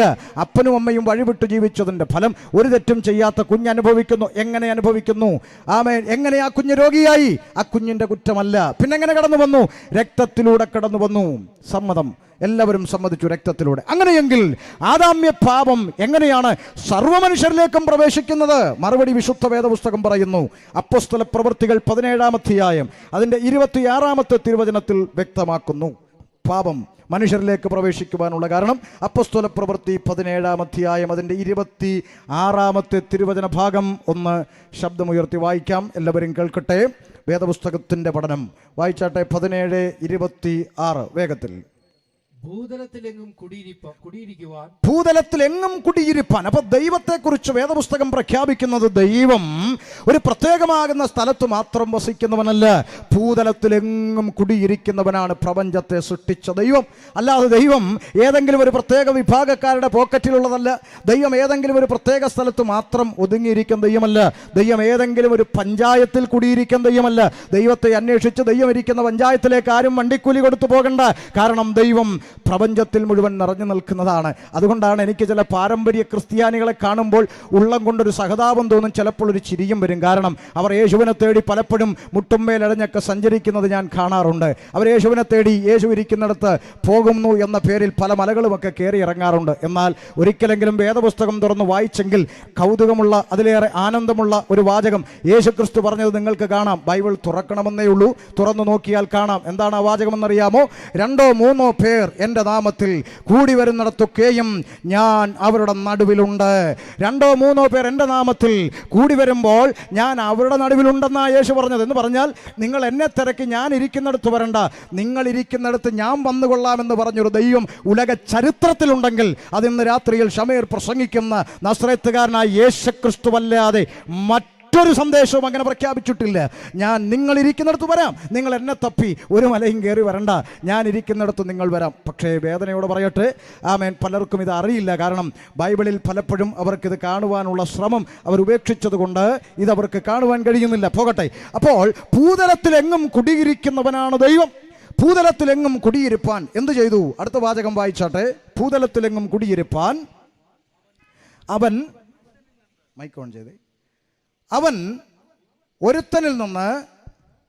ഭൂതലത്തിലെങ്ങും കുടിയിരിക്കുവാൻ അവൻ ഒരുത്തനിൽ നിന്ന് മനുഷ്യജാതി ഒക്കെയും ഉളവാക്കി. കണ്ടോ? ഭൂതലത്തിലെങ്ങും കുടിയിരിപ്പാൻ അവൻ അഥവാ ദൈവം ഒരുത്തൻ അഥവാ ആദമിൽ നിന്ന് മനുഷ്യജാതിയൊക്കെയും ഉളവാക്കി എന്ന് പറഞ്ഞാൽ ഈ പ്രപഞ്ചത്തിൽ കാണുന്ന സർവ്വ മനുഷ്യജാതിയെയും ആദാമെന്ന ഏക രക്തത്തിൽ നിന്നുളവാക്കിയതാണെന്ന് വിശുദ്ധ വേദപുസ്തകം പറയുന്നു. കണ്ടോ? ആമേൻ. നമ്മുടെ നാട്ടിൽ കാണുന്ന കാവിയുടുത്തവനെയും തൊപ്പിയിട്ടവനെയും കൊന്തയിട്ടവനെയും ഒറ്റ രക്തത്തിൽ നിന്ന് സൃഷ്ടിച്ച ഒറ്റ ദൈവം. ഇതാണ് ബൈബിളിൻ്റെ പഠിപ്പിക്കൽ. എന്താണ് പ്രശ്നം? എത്ര മനോഹരമായ സന്ദേശമാണ്. കാവി ഉടുത്തവനെയും തൊപ്പിയിട്ടവനെയും കൊന്തയിട്ടവനെയും ഒറ്റ രക്തത്തിൽ നിന്ന് സൃഷ്ടിച്ച ഒറ്റ ദൈവമോ? ഇത് ശരിയാണോ? ഇതൊന്ന് തെളിയിക്കാമോ? പിന്നെന്താ, സിമ്പിളല്ലേ? നാളെ രാവിലെ നിങ്ങൾ 4 ചെറിയ ബോട്ടിലെടുക്കണം. 4 ബോട്ടിലിൽ 4 മൃഗങ്ങളുടെ രക്തം നിങ്ങൾ എടുക്കണം. ചെറിയ ബോട്ടിലെടുത്ത് 4 മൃഗങ്ങളുടെ രക്തം കുത്തിയെടുക്കണം. ആട്, ആന, പോത്ത്, പശു, ആമേൻ, ഒക്കെ കുത്തിയെടുക്കണം. പശു എന്നൊക്കെ ഇവിടെ പറയാവുമെന്ന് എനിക്ക് അറിഞ്ഞുകൂടാ. ആമേൻ, എന്തായാലും പറഞ്ഞു പോയി, തൽക്കാലം അങ്ങനെ ഇരിക്കട്ടെ. ആമേൻ. അപ്പോൾ 4 മൃഗങ്ങളുടെ രക്തം കുത്തിയെടുക്കുക, അടുത്ത ലാബിലേക്ക് കൊണ്ട് കൊടുക്കുക. 10 മിനിറ്റ് കഴിയുമ്പോൾ മിടുക്കി പെമ്പിള്ളേർ സ്റ്റിക്കർ ഒട്ടിച്ച് വെളിയിലോട്ട് വെക്കും. ദേ ഇതാട്, ഇതാന, ഇത് പോത്ത്, ഇത് പശു. വീണ്ടും 4 ബോട്ടിലെടുക്കുക. ഒന്നുകിൽ ആമേൻ ഇവിടുത്തെ അമ്പലത്തിലെ പൂജാരിയുടെ രക്തം, മറ്റൊന്നിൽ അടുത്ത ജമാഅത്തിലെ മുസ്ലിയാരുടെ രക്തം, ഇനിയൊന്നിൽ ഇവിടുത്തെ പള്ളിയിൽ അച്ഛൻ്റെ രക്തം, ഇനിയൊന്നിൽ ഇവിടുത്തെ ഒരു ഉപദേശയുടെ രക്തം എടുത്ത് അതേ ലാബിൽ കൊടുക്കുക, അതേ പെങ്കൊച്ചുങ്ങളുടെ കയ്യിൽ കൊടുക്കുക. ഏതെങ്കിലും പിള്ളേർ സ്റ്റിക്കർ ഒട്ടിച്ച് തരുമോ? ദേ മാറിപ്പോകല്ലേ, ദേ മൂല ഇരിക്കുന്നതാണ് മുസ്ലിയാർ, ദേ ഇപ്പുറത്ത് വെച്ചിട്ടുണ്ട് പൂജാരി, ദേ അപ്പുറത്തിരിപ്പുണ്ട് പള്ളിയിലച്ഛൻ. പറയില്ല. അവരിറങ്ങി വന്നിട്ട് പറയും, ദേ മനുഷ്യനെ കളിയാക്കരുത്, ഇതെല്ലാം മനുഷ്യൻ്റെ രക്തമല്ലേ എന്ന് പറയും. ഒരൊറ്റ രക്തം. അല്ലേ? ഇത് തിരിച്ചറിയാത്ത മനുഷ്യൻ ജാതിയുടെയും മതത്തിൻ്റെയും വർണ്ണത്തിൻ്റെ വർഗത്തിൻ്റെയും കളറിൻ്റെയും കൊടിയുടെയും ഒക്കെ പേരിൽ തമ്മിത്തല്ലുന്ന മൂട മനുഷ്യൻ. എന്നാൽ വേദപുസ്തകം പറയുക, കാവി ഉടുത്തവനെയും തൊപ്പിയിട്ടവനെയും കൊന്തയിട്ടവനെയും തോളത്ത് പിടിച്ചുകൊണ്ട് സഹോദര എന്ന് വിളിച്ച് സ്നേഹിക്കേണ്ടതിന് പകരം കോഴിയെ കണ്ടിക്കുന്ന ലാഘവത്തോടെ കൂടപ്പുറപ്പിൻ്റെ കഴുത്തെറുക്കാനും കയ്യും കാലും വെട്ടാനും മടിയില്ലാത്തൊരു തലമുറ ഇന്നും ഇവിടെ എഴുന്നേറ്റിരിപ്പുണ്ടെങ്കിൽ അതിനൊറ്റ മറുപടിയേ ഉള്ളൂ: നീ പാപിയാണ്, നിന്റെ അകത്ത് പാപമിരിപ്പുണ്ട്. അതുകൊണ്ടാണ് ഈ തിരിച്ചറിവ് നിനക്കില്ലാത്തത്. അല്ലെങ്കിൽ തന്നെ ജാതിയും മതമൊന്നും ഇല്ലാത്ത ചില നിമിഷങ്ങൾ മനുഷ്യൻ്റെ ജീവിതത്തിൽ കടന്നു വരുമെന്ന് 2 പ്രളയം പഠിപ്പിച്ചിട്ടും പഠിച്ചോ മലയാളി? പഠിച്ചിട്ടില്ല. 2 പ്രളയം പഠിപ്പിച്ചിട്ടും മനുഷ്യൻ പഠിച്ചിട്ടില്ല. നിന്റെ പറമ്പിലെ വെള്ളം എന്തിനാടി എൻ്റെ പറമ്പിൽ കൂടെ വരുന്നതെന്ന് ചോദിച്ചു വഴക്കുണ്ടാക്കിയ കുഞ്ഞമ്മ ഏതെങ്കിലും പറമ്പിൽ കൂടി വെള്ളം ഒന്ന് പോയാൽ മതി ഈശ്വരാന്ന് എന്ത് നിലവിളിച്ചു. എന്നിട്ട് പഠിച്ചോ മലയാളി? നോക്കുക, ഗൾഫിൽ നിന്നുകൊണ്ട് പ്രവാസി മെസ്സേജ് അയച്ചു അയൽക്കാരന്, അപ്പുറത്തെ മതിലിൻ്റെ അപ്പുറത്തെ വീട്ടിൽ എൻ്റെ അമ്മയും എൻ്റെ അച്ഛനുമൊക്കെ കുടുങ്ങിക്കിടക്കുന്നു, രക്ഷിക്കണമെന്ന് പറഞ്ഞിട്ട് മതിലിടിച്ചു കളഞ്ഞു. പ്രളയം കഴിഞ്ഞപ്പോഴോ 2 കട്ട കൂടുതൽ കെട്ടിവെച്ച് പൊക്കത്തിൽ അവൻ മതിൽ കെട്ടി. ഇതാണ് മനുഷ്യൻ. മനുഷ്യൻ ഇതൊന്നും തിരിച്ചറിയത്തില്ലെന്നേ. ജാതിയും മതവും ഇല്ലാത്ത നിമിഷങ്ങൾ മനുഷ്യൻ്റെ ജീവിതത്തിൽ വരത്തില്ലേ? ഇവിടെ അടുത്ത അമ്പലത്തിലെ പൂജാരിയുടെ കിഡ്നി അടിച്ചു പോയെന്നിരിക്കട്ടെ, കിഡ്നി കൊടുക്കാൻ വന്നത് അപ്പുറത്തെ ജമാഅത്തിലെ മുസ്ലിയാർ. എനിക്കിത് വേണ്ട എന്ന് പറഞ്ഞ ചരിത്രം നിങ്ങളാരെങ്കിലും ഇന്ന് വരെ കേട്ടിട്ടുണ്ടോ? ഒരിക്കലും ഇല്ല. നോക്ക്, കഴുത്തിൽ കൊന്തയും കുരിശും തൂക്കിയിട്ട് ബൈക്ക് ഓടിച്ച് പാഞ്ഞു പോകുന്ന ചെറുപ്പക്കാരൻ ഒരു ടിപ്പറിൻ്റെ അടിയിലോട്ട് ചെന്ന് കയറി പൊക്കിയെടുത്ത് ആശുപത്രി കൊണ്ട് ചെന്ന് ഡോക്ടർ പറഞ്ഞു, തലയ്ക്ക് മുറിവുണ്ട്, ഒരു കുപ്പി ബ്ലഡ് അടച്ചാൽ ഇവനെ രക്ഷിക്കാമെന്ന് പറഞ്ഞപ്പോൾ നിലവിളിച്ചുകൊണ്ടിരിക്കുന്ന അമ്മയെ കണ്ടുകൊണ്ട് അടുത്ത ബെഡിൽ അമ്മയ്ക്ക് കൂട്ടിരിക്കാൻ വന്ന കാവി കൊടുത്ത RSSകാരൻ പറയുക, അമ്മ കരയണ്ട, ഞാൻ തരാം രക്തം എന്ന് പറഞ്ഞാൽ വേണ്ട, നീ RSS അല്ലേ, വേണ്ട എന്ന് പറഞ്ഞ ചരിത്രം നിങ്ങളാരെങ്കിലും ഇതുവരെ കേട്ടിട്ടുണ്ടോ? അങ്ങനെയൊന്നുമില്ല. മനുഷ്യന് ഒന്ന് നിൽക്കുന്ന നിപ്പിൽ ഉരുണ്ട് താഴോട്ട് വീണാൽ പൊക്കിയെടുക്കേണ്ടവനാണ് മനുഷ്യൻ എന്നുള്ള ആ ചിന്ത പോലും ഇല്ലാതെ, ഒന്നുകൂടി ആഴത്തിൽ പറഞ്ഞാൽ മൃഗങ്ങൾ പോലും ചെയ്യാൻ അറയ്ക്കുന്ന മടിക്കുന്ന പ്രവൃത്തി കൊണ്ട് 4 കാലി മൃഗത്തെ ലജ്ജിപ്പിച്ചുകൊണ്ട് 2 കാലി മനുഷ്യൻ ഇവിടെ മൃഗത്തെക്കാൾ അധപ്പതിച്ചു കൊണ്ടിരിക്കുന്ന കാരണം പാപമാണ്. ശരിയല്ലേ? മനുഷ്യൻ മൃഗത്തെക്കാൾ അതപ്പതിച്ചെന്ന് ഞാൻ പറഞ്ഞാൽ അത് അതിശയോക്തിയാകുമോ? നിങ്ങൾ ചിന്തിച്ചേ, നിങ്ങളുടെ ഈ നാട്ടും പുറത്തൊരു മിണ്ടാപ്രാണിയായ കോഴി പോലും ഒരു മുട്ടയിട്ടാൽ എന്ത് ചെയ്യും? കൂകി വിളിച്ച് 10 പേരെ അറിയിക്കും മുട്ടയിട്ടേന്ന്. കൂകൽ കേൾക്കുമ്പോൾ അമ്മ പറയടി കോഴി കൂവുന്നടി നോക്കടി മുട്ടയിട്ടോ. അതൊരു സിഗ്നലാണ്. ഒരു കോഴിയമ്മയുടെ സിഗ്നൽ. എന്നാൽ നിങ്ങൾ അറിഞ്ഞോ, ഈ അടുത്ത കാലത്തൊരു അമ്മ KSRTC ബസ്സിൻ്റെ പുറകിലത്തെ സീറ്റ് മുട്ടയിട്ടേച്ച് ഞാനൊന്നും പറഞ്ഞില്ലേ എന്ന് പറഞ്ഞ് ഇറങ്ങി അങ്ങ് പോയി. കൂകിയതുമില്ല, വിളിച്ചതുമില്ല, ആരും മുട്ട അറിഞ്ഞതുമില്ല. മുട്ട ഇപ്പോൾ അമ്മത്തൊട്ടിൽ വളർന്നുകൊണ്ടിരിക്കുകയാണ്. അതാണ് മനുഷ്യൻ. ഒന്നുകൂടെ ചിന്തിക്കണേ. നിങ്ങളുടെ വീട്ടിൽ വളർത്തുന്ന മിണ്ടാപ്രാണിയായ ഒരു പട്ടിക്കുട്ടിയെ എടുത്ത് പാല് കൊടുത്ത് ചോറ് കൊടുത്ത് പഴം കൊടുത്ത് പാട്ടുപാടി AC റൂമിൽ കിടത്തി നിങ്ങൾ ഉറക്കിക്കോ. തങ്കു ചിമ്പു അങ്ങനെ എന്തെങ്കിലും ടിൻഡു എന്നൊക്കെ വിളിച്ച് നിങ്ങൾ വളർത്തിക്കോ, തലോടിക്കോ, പാട്ടുപാടിക്കോ, ഉമ്മ കൊടുത്ത് ഉറക്കിക്കോ. അങ്ങനെ എത്ര വർഷം നിങ്ങൾ ഉറക്കിയാലും പാട്ടുപാടിയാലും ഒരു കാര്യം ഉറപ്പാണ്, ആ മൃഗം ഒരിക്കലും മനുഷ്യനായി മാറുകയില്ല. മാറുമോ? ഒരിക്കലും മാറുകയില്ല. എന്നാൽ കേവലം 2 കാലി മനുഷ്യൻ മിനിറ്റുകളുടെ വ്യത്യാസത്തിൽ, സെക്കൻഡുകളുടെ വ്യത്യാസത്തിൽ കൂടപ്പുറപ്പിനെ തിരിച്ചറിയാതെ, പ്രസവിച്ചമ്മയെ തിരിച്ചറിയാതെ, സഹോദരങ്ങളെ തിരിച്ചറിയാതെ, രക്തബന്ധങ്ങളെ തിരിച്ചറിയാതെ നിസാരമായി കോഴിയെ കണ്ടിക്കുന്ന ലാഘവത്തോടെ കഴുത്തറുത്ത് മാറ്റുകയാണ്. മനുഷ്യൻ പാപിയാണ്. മനുഷ്യൻ്റെ അകത്ത് പാപം പ്രവേശിച്ചിട്ടുണ്ട്. അതുകൊണ്ടാണ് പൂർവ്വപിതാക്കന്മാർ എഴുതിപ്പിടിപ്പിച്ച പുരാണങ്ങളിൽ പോലും പാപത്തെ മോചിപ്പിച്ചു കിട്ടുവാനായിട്ട് മനുഷ്യൻ ഈശ്വരന്മാരോട് നിലവിളിച്ചു. പാപം എന്ന ഇരുട്ട് മനുഷ്യനെ വിഴുങ്ങി. പാപത്തിൽ നിന്ന് രക്ഷ നേടാൻ മനുഷ്യൻ അന്നു മുതൽ മോക്ഷം തേടി അലയാൻ തുടങ്ങി, സഞ്ചരിച്ചു തുടങ്ങി.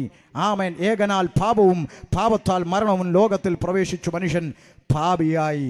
പാപത്തിൽ നിന്ന് മനുഷ്യനെ രക്ഷിപ്പാൻ മനോഹരമായ ഒരു ഭരണകൂടം കേരളക്കരയിൽ ഉണ്ടായിട്ടും കഴിയുന്നില്ല. പിണറായി സർക്കാരിനോട് നമുക്ക് പറയാം, മനുഷ്യൻ പാപിയാണ്, ഈ പാപത്തിൻ്റെ പിടിയിൽ നിന്ന് മനുഷ്യരെ ഒന്ന് രക്ഷിക്കുമോ? 10 ജയിൽ വേണേ ഉണ്ടാക്കിത്തരാം, പക്ഷേ പാപത്തിൽ നിന്ന് രക്ഷിപ്പാൻ കഴിയില്ല. എന്തുകൊണ്ടേ? പാപം ഒരു മനുഷ്യനായിരുന്നെങ്കിൽ പിണറായി സഖാവിനോട് പറഞ്ഞ് ആ മനുഷ്യനെ അറസ്റ്റ് ചെയ്ത് ജയിലിലിട്ട് നാടിനെ രക്ഷിക്കാം, കഴിയില്ല. പാപം ഒരു വൃക്ഷമായിരുന്നെങ്കിൽ നല്ലൊരു പണിക്കാരനെ വിളിച്ച് വെട്ടിക്കളഞ്ഞ് നാടിനെ രക്ഷിക്കാം, കഴിയില്ല.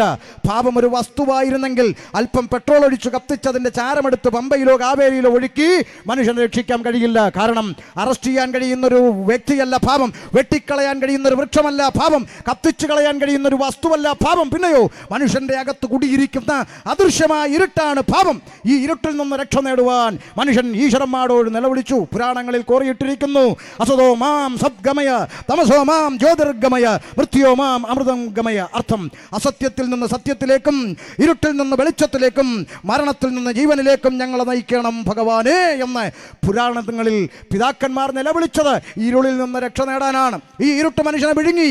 ഇസ്ലാമിക സഹോദരങ്ങളോട് ചോദിച്ചാൽ അവർ പറയും അവരുടെ പ്രമാണങ്ങളിൽ രേഖപ്പെടുത്തിയിരിക്കുന്നു, റബ്ബുൽ ആലമീനായ തമ്പുരാനെ, നീ എൻ്റെ പാപത്തെ മഞ്ഞുവെള്ളം കൊണ്ട് കഴുകുന്നില്ലെങ്കിൽ ഇഹത്തിലും പരത്തിലും എനിക്ക് യാതൊരു നന്മയും ലഭിക്കില്ലല്ലോ റബ്ബേ എന്ന് പ്രാർത്ഥിക്കുന്ന മഹാന്മാരുടെ വാക്കുകൾ കോറിയിട്ടിട്ടുണ്ട്. അപ്പോൾ മനുഷ്യൻ പാപിയാണ്. പാപം മനുഷ്യന്റെ അകത്ത് പ്രവേശിച്ചു. ഏകനാൽ പാപവും പാപത്താൽ മരണവും ലോകത്തിൽ പ്രവേശിച്ചു. ആദാമ്യ പാപനിമിത്തം സർവ്വ മനുഷ്യരും പാപികളായി എന്ന വിശുദ്ധ വേദപുസ്തകത്തിൻ്റെ പ്രഖ്യാപനം 2021 മനുഷ്യൻ്റെ പ്രവൃത്തികൾ ശരിവെക്കുക തന്നെ ചെയ്യുന്നു.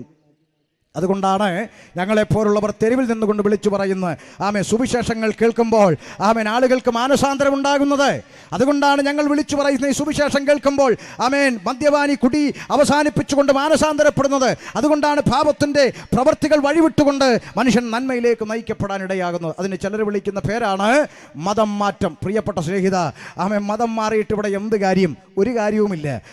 നോക്ക്, ഡെയിലി 2 കുപ്പി കള്ളടിക്കുന്ന നാരായണനെ പിടിച്ച് ക്രിസ്ത്യാനി വെള്ളത്തിൽ മുക്കി കറിയാച്ചൻ എന്ന പേരുമിട്ടു. നാരായണനായപ്പോൾ അടിക്കൻ 2 കുപ്പി, കറിയാച്ചനായപ്പോഴും അടിക്കൻ 2 കുപ്പി. വല്ല കാര്യമുണ്ടോ? മതം മാറിയിട്ട് യാതൊരു കാര്യവുമില്ല. ഇവിടെ പറമ്പിൽ കാണുന്ന ചൊറിതണത്തെ എടുത്ത് വീട്ടിലെ ഫ്രണ്ട് ഹോളിലെ ഷോക്കേഴ്സ് ചില്ലിട്ട AC റൂമിൽ കൊണ്ടുവച്ചാലും ചൊറിതണം ചൊറുക തന്നെ ചെയ്യും. ഇനി അതിൻ്റെ പേരങ്ങ് മാറ്റി ചൊറിതണത്തിൻ്റെ ഇലയിൽ മണിക്കുട്ടി എന്നൊരു സ്റ്റിക്കറിൽ എഴുതി ഒട്ടിച്ചു വെച്ചിട്ട് എന്നും വന്നതായിട്ട് മണിക്കുട്ടി ഇരിക്കുന്ന കണ്ടോ എന്ന് പറഞ്ഞ് പേര് മാറ്റിയാലും തൊട്ടാൽ ചൊറിയും. കാരണം സ്ഥലം മാറിയാലും പേര് മാറിയാലും സ്വഭാവം മാറിയില്ലെങ്കിൽ ചൊറിയുമല്ലോ. അപ്പോൾ ജാതിയും മതവും പേരും ഒന്നും ഇവിടെ മാറിയിട്ട് കാര്യമില്ല. മനുഷ്യൻ പാപത്തിൽ നിന്ന് മോചനം നേടണം. അതാണ് വിശുദ്ധ വേദപുസ്തകത്തിൻ്റെ സന്ദേശം. അതുകൊണ്ട് ബൈബിൾ വിളിച്ചു പറയുന്നു, ഏകനാൽ പാപവും പാപത്താൽ മരണവും ലോകത്തിൽ പ്രവേശിച്ചു. അത് സത്യമാണ്. ഈ ശബ്ദപരിധിയിൽ കേൾക്കുന്ന ആർക്കും അത് നിഷേധിക്കാൻ കഴിയില്ല. കാരണം ഇന്നും പകൽ പോലെ മനുഷ്യൻ്റെ പ്രവൃത്തികൾ നമ്മുടെ മുമ്പിൽ വെളിപ്പെട്ട് കിടക്കുകയാണ്. മനുഷ്യൻ പാപിയാണ്. അതുകൊണ്ടാണ് ഞങ്ങളുടെ പരസ്യങ്ങളിൽ ഞങ്ങളിങ്ങനെ പാടും, ആദാമ്യ പാപം നിമിത്തം പാപികളായി മാനവരെല്ലാം മയ്യത്തിൻ ഓഹരിക്കാരായി മാനവരെല്ലാരും. ആദാമ്യ പാപം നിമിത്തം പാപികളായി മാനവരെല്ലാം മയ്യത്തിൻ ഓഹരിക്കാരായി മാനവരെല്ലാരും. ഈ ദുനിയാവിലെ മനുഷ്യന്മാരെല്ലാം ദൈവത്തിൽ നിന്നകന്നതിനാലേ ഇബ്ലീസിൻ അടിമകളായി അലകിലായല്ലോ. വന്നോളീൻ സോദരരെ, നിങ്ങൾ കേട്ടോളീൻ സുവിശേഷം, വിട്ടോളീൻ പാപ വഴികളെ ഏറ്റുകൊള്ളീശോയേ. അങ്ങനെ പാടും. അതുകൊണ്ട് ആദാമ്യ മനുഷ്യൻ ഏകനാൽ പാപവും പാപത്താൽ മരണവും ലോകത്തിൽ പ്രവേശിച്ചു. അതുകൊണ്ടാണ് യഹോവയായ ദൈവം സൃഷ്ടിച്ച മനുഷ്യനോട് പറഞ്ഞു, ഈ കനി ഭക്ഷിക്കരുത്, ഇത് കഴിക്കുന്ന നാളിൽ നിങ്ങൾ മരിക്കും. ഇതാണ് ദൈവം മനുഷ്യനോട് ഏദൻ പൂങ്കാവനത്തിൽ കൽപ്പിച്ചത്. ഇവിടെ ഒരു ചോദ്യം, ഒരു പഴം തിന്നതാണോ പാപം എന്ന ഒരു ചോദ്യത്തിൻ്റെ ഉത്തരം കൂടി കണ്ടെത്തേണ്ടതുണ്ട്. പ്രിയപ്പെട്ടവരെ, അതിന് ചെറിയൊരു കഥ ഞാൻ നിങ്ങളോട് പറയാം. ഒരിക്കൽ 2 കുടുംബക്കാർ, അടുത്തടുത്തിരിക്കുന്ന 2 കുടുംബക്കാർ തമ്മിൽ അതിരുതർക്കം ഉണ്ടാവുകയാണ്. ശ്രദ്ധിച്ച് കേൾക്കണേ. ഒരു പഴം തിന്നതാണോടെ പാപം എന്ന് ചോദിക്കുന്ന അണ്ണന്മാർക്ക് വേണ്ടി മാത്രമായി കഥ പറയുന്നത്. അടുത്തടുത്തിരിക്കുന്ന 2 കുടുംബക്കാർ തമ്മിൽ അതിരുതർക്കമുണ്ടായി. 2 വീട്ടുകാരും തമ്മിൽ അടിയായി. നാട്ടുകാർ പോലീസിനെ വിളിച്ചു. പോലീസ് വന്നു. കൂടെ റവന്യൂ ഡിപ്പാർട്ട്മെന്റ്, അവരാണല്ലോ വസ്തുവക. അവർ വന്നിട്ട് സമാധാനിപ്പിക്കാൻ നോക്കി. കഴിയുന്നില്ല. 2 പേരും ഉഗ്രതാണ്ഡവമാടി നിൽക്കുകയാണ്. ഒടുവിൽ അവർ പറഞ്ഞു, എന്നാൽ കോടതി കേസെടുക്കാം, കോടതി വിധി വരട്ടെ, അതുവരെ നിങ്ങൾ തമ്മിലടിക്കരുതെന്ന് പറഞ്ഞു. സമ്മതം. 2 വീട്ടുകാരും സമ്മതം. അതാ അടുത്ത് കാണുന്ന മത്തായിച്ചൻ്റെ കടയിൽ നിന്ന് 5 രൂപയുടെ വള്ളിക്കയർ മേടിച്ചു. സാധാരണ വള്ളിക്കയർ 5 രൂപയ്ക്ക് കിട്ടുന്ന വള്ളിക്കയർ മേടിച്ച് അങ്ങോട്ടും ഇങ്ങോട്ടും കുറ്റിയടിച്ച് വലിച്ചു തിരിച്ച് കെട്ടി. എന്നിട്ട് പറഞ്ഞു, ഇനി കോടതി വിധി വരുന്നവരെ നിങ്ങൾ തമ്മിലടിക്കരുത്. സമ്മതം. ഒരു നിയമം 2 വീട്ടുകാരുടെ മുമ്പിൽ വെച്ചിട്ട് ഉദ്യോഗസ്ഥഗണം കടന്നുപോയി. 5 മിനിറ്റ് കഴിഞ്ഞപ്പോൾ ഇതിലൊരു വീട്ടിലൊരു ചെറുക്കനുണ്ട്, ഒരു തലതെറിച്ച ചെറുക്കൻ. അവൻ ആര് പറഞ്ഞാലും കേൾക്കില്ല. അവനൊരു പിച്ചാത്തി എടുത്തുകൊണ്ട് ഇറങ്ങി ഓടി ഇങ്ങോട്ട് വന്നിട്ട് അവന്മാരുടെ ഒരു കയറേ കെട്ടി വെച്ചേക്കണമെന്ന് പറഞ്ഞ് എല്ലാം അറുത്തങ്ങോട്ട് കളഞ്ഞു. ഇതറിഞ്ഞ പോലീസ് വണ്ടി തിരിച്ചു വന്നു. ആരടാ കയറ് മുറിച്ചോന്ന് ചോദിച്ചു. ലവനാ സാറേ എന്ന് പറഞ്ഞു. ഇങ്ങോട്ട് വാടാന്ന് പറഞ്ഞ് പിടിച്ചു. ഒരൊറ്റ അടി കൊടുത്ത് കേരള ജീപ്പിലെന്ന് പറഞ്ഞ് എടുത്ത് അകത്തിട്ടു. ഇത് കണ്ടുകൊണ്ട് ആ ഉമ്മറത്തിരുന്ന് മുറുക്കുന്ന ഒരു അമ്മച്ചി പറഞ്ഞ ഡയലോഗ് കൂരാച്ചുണ്ട് കേൾക്കണേ. അമ്മച്ചി പറയുകയാണ്, അയ്യോ എന്തരടിയാ കൊച്ചിനെ ഇട്ട് അടിക്കുന്നത്? 5 രൂപയുടെ കയറ് മുറിച്ചതിന് ഇങ്ങനെ ഇട്ട് അടിക്കണമെന്ന്. നിങ്ങൾക്ക് പിടികിട്ടിയോ? 5 രൂപയുടെ കയറ് മുറിച്ചതിന് തല്ലുന്ന എന്തിന്? വേണ്ട, മത്തായിയുടെ കടയിൽ തൂങ്ങിക്കിടക്കുന്ന ഇഷ്ടം പോലെ കയറ്. എന്നാ ഞാൻ വേണേ 50 രൂപ തരാം. 10 വള്ളി കയറ് മേടിച്ചോ, അല്ലെങ്കിൽ 5 വള്ളി കയറ് മേടിച്ചോ, എന്നിട്ട് ആ കൊച്ചിനെ അങ്ങ് വിട്ടുകളാ. ഒരു വണ്ടിക്കയറ് പകരം കൊടുക്കാം, കൊച്ചിനെ വിടുമോ? പ്രിയരെ, 2 രൂപയുടെ കയറ് മുറിച്ചതിനല്ല അടി, നിയമലംഘനം നടന്നു. കേവലം ഒരു പഴം തിന്നതല്ലടോ പാപം, മറിച്ച് സൃഷ്ടാവായ ദൈവം സൃഷ്ടിയായ മനുഷ്യനോട് അരുത് എന്ന് പറഞ്ഞു. സൃഷ്ടാവിന്റെ കൽപ്പന മനുഷ്യൻ ലംഘിച്ചു, നിയമലംഘനം. മനുഷ്യൻ പാപിയായി, മനുഷ്യൻ പാപത്തിൽ വീണു. കേവലം ഒരു പഴം തിന്നതാണോടോ പാപം എന്ന് ചോദിക്കുന്നവർ തിരിച്ചറിഞ്ഞാൽ മതി. ദൈവം അരുത് എന്ന് പറഞ്ഞത് മനുഷ്യൻ ചെയ്തു, നിയമലംഘനം. മനുഷ്യൻ പാപത്തിലായി. ഏകനാൽ പാപവും പാപത്താൽ മരണവും ലോകത്തിൽ പ്രവേശിച്ചു. ഇവിടെ ദൈവം പറഞ്ഞൊരു സ്റ്റേറ്റ്മെന്റ് ഉണ്ട്, തിന്നുന്ന നാളിൽ നീ മരിക്കും. എന്നാൽ ഇബ്ലീസ് അഥവാ ലൂസിഫർ, പിശാച്, ശൈത്താൻ, സാത്താൻ എന്നൊക്കെ പല പേരുകളിൽ അറിയപ്പെടുന്ന ഇരുട്ടിൻ്റെ ആത്മാവ് ദൈവം സൃഷ്ടിച്ച സകല കാട്ടുജന്തുക്കളിലും പാമ്പ് കൗശലമുള്ളവനെന്ന് കണ്ടു. അപ്പോൾ ദൈവത്തിൻ്റെ ഒരു സൃഷ്ടിയാ പാമ്പ്. ചിലർ പറയും പാമ്പ് പിശാച് എന്നൊക്കെ, അങ്ങനൊന്നും വേദപുസ്തകം പറഞ്ഞില്ല. ദൈവത്തിൻ്റെ ഒരു സൃഷ്ടിയാ പാമ്പ്, സൃഷ്ടി, ഒരു ജന്തു പാവം. പക്ഷേ അതിനൊരു കൗശല ബുദ്ധി ദൈവം കൊടുത്തു. നല്ല ബുദ്ധിയുള്ളൊരു ഐറ്റമാണ്. അതുകൊണ്ടാണ് കർത്താവ് പറഞ്ഞത് പാമ്പിനെ പോലെ ബുദ്ധിയും പ്രാവിനെ പോലെ നിഷ്കളങ്കരുമായിരിക്കും എന്ന് പറഞ്ഞ്. നല്ല കൂർമ്മ ബുദ്ധിയുള്ള ഒരു ജന്തുവാണ് പാമ്പെന്ന് പറയുന്നത്. അതുകൊണ്ട് അതൊരു സാധാരണ ജന്തുവാണ്. പിന്നെ ചില ആളുകൾ അതിനെ ദൈവമാക്കി വെക്കുന്നുണ്ട്. നമുക്ക് അവരോടൊന്നും പറഞ്ഞിട്ട് കാര്യമില്ല. കാരണം ഈ ദൈവത്തെ കാണാൻ വേണ്ടി 3-4 വർഷമൊക്കെ മുടങ്ങാതെ കഷ്ടപ്പെട്ട് വണ്ടി കയറി പോകുന്ന ആളുകളൊക്കെ നമ്മുടെ നാട്ടിലുണ്ട്, ഭക്തരായവർ. പക്ഷേ 4 വർഷം സ്ഥിരമായിട്ട് വന്ന രമണിയെ ഈ വർഷം കണ്ടില്ലല്ലോ എന്ന് ഓർത്ത് ദൈവം തിരിച്ച് തിരക്ക് വീട്ടിൽ ചെന്നാലോ? അയ്യോ, എളിയ സാധുവായ അടിയൻ്റെ വീട്ടിൽ വരാൻ അടിയൻ എന്തുള്ളൂ എന്ന് രമണി ചോദിക്കത്തില്ല. അപ്പോഴേ ബാബാ സുരേഷിനെ പിടിക്കും. അതാണ് സംഭവം നടക്കും. പക്ഷേ ഇതൊന്നും ചിന്തിക്കാനുള്ള മനുഷ്യന് ബുദ്ധിയൊന്നുമില്ല. എല്ലാം ഇരുട്ടിനകത്ത് കിടന്ന് തപ്പുകയാണ്. അതുകൊണ്ട് ആ കാര്യങ്ങളിലേക്ക് കടക്കുന്നില്ല. ഒരു ജന്തു, പാമ്പ്, ഒന്നല്ല, ഒരു ജന്തു. ആ ജന്തുവായിരിക്കുന്ന ആ സൃഷ്ടിയെ വശീകരിച്ചുകൊണ്ട് ഇരുട്ടിൻ്റെ ആത്മാവ് പാമ്പിൽ പ്രവേശിച്ചു. തോട്ടത്തിൽ നിൽക്കുന്ന മനുഷ്യരുടെ അടുക്കൽ വന്നിട്ട് ഒരു ഡയലോഗ് പറഞ്ഞു. എന്താ? ദൈവം പറഞ്ഞു തിന്നുന്ന നാളിൽ മരിക്കും. ഇതാ ഇരുട്ടിൻ്റെ ആത്മാവ് പറയുന്നു, ഇല്ല, നിങ്ങൾ മരിക്കില്ല, നിങ്ങളുടെ കണ്ണു തുറക്കും, നിങ്ങളും ദൈവത്തെ പോലെയാകും. ഇവിടെ ഒരു വാദം നടക്കുകയാണ്. ദൈവം പറയുന്നു തിന്നുന്ന നാളിൽ മരിക്കും. പിശാച് പറയുന്നു, ഇരുട്ടിൻ്റെ ആത്മാവ് പറയുന്നു മരിക്കില്ല നിശ്ചയം. ഒരിക്കൽ ഒരു സഹോദരൻ ഇങ്ങനെ പാസ്റ്റർമാരെ കളിയാക്കിക്കൊണ്ട് യൂട്യൂബിൽ ഒരു വീഡിയോ ഇട്ടിട്ട് അദ്ദേഹം പറയുകയാണ്, ദൈവം പറഞ്ഞു മരിക്കും, തിന്നുന്ന നാളിൽ മരിക്കും, ആ ദിവസം മരിക്കും. ഇവിടെ ഇരുട്ടിൻ്റെ ആത്മാവ് പറയുന്നു മരിക്കില്ല നിശ്ചയം. സത്യം പറഞ്ഞാൽ ഈ അമ്മച്ചിയും അച്ചായനും തിന്നു. ഏത്? ആദം ഹവ്വയും തിന്നു. അവർ മരിച്ചില്ലല്ലോ.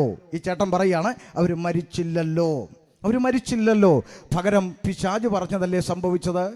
അവർ മരിച്ചില്ല. അപ്പോൾ ദൈവം പറഞ്ഞത് തെറ്റി. തിന്നുന്ന നാളിൽ മരിക്കുമെന്ന് പറഞ്ഞു, അത് തെറ്റിപ്പോയി. ഇവിടെ പിശാച് പറഞ്ഞു നിങ്ങൾ മരിക്കത്തില്ല നിശ്ചയം, കണ്ണു തുറക്കും. പിശാച് പറഞ്ഞപ്പോൾ ദൈവത്തെക്കാൾ വാക്ക് പറഞ്ഞത് പിശാചല്ലേ എന്നൊക്കെ പറയുന്ന ഇവരെയൊക്കെ നമ്മൾ എന്ത് പറയാനാണ് എന്നോർത്ത് സഹതപിക്കാതെ നിവർത്തിയില്ല. എന്നാൽ നിങ്ങൾ ചിന്തിക്കണം, മനുഷ്യന് സംഭവിച്ച മരണം എന്താണ്? മനുഷ്യന് സംഭവിച്ച മരണം, ദൈവം മനുഷ്യനെ സൃഷ്ടിക്കുമ്പോൾ നീ 80 വയസ്സ് വരെ ജീവിച്ചാൽ മതി എന്നൊരു നിയമം ഈ പഴം അകത്തേക്ക് കയറുന്നത് വരെ വെച്ചിട്ടില്ല. ശാരീരികമായൊരു മരണത്തിന് ലിമിറ്റില്ല. അവന് ദൈവത്തോട് കൂടെ വസിക്കാവുന്ന പദവിയിലാണ് സൃഷ്ടിച്ചത്. എന്നേക്കും ദൈവത്തോട് കൂടെ ഇരിക്കാനുള്ള പദവിയിലായിരുന്ന മനുഷ്യൻ, അതിന് ലിമിറ്റ് വന്നു. ശാരീരിക മരണം അവിടെ നിശ്ചയിക്കപ്പെട്ടു. മറ്റൊന്ന്, ദൈവത്തോടൊന്നിച്ച് വസിക്കാനുള്ള പദവി നഷ്ടപ്പെട്ടു.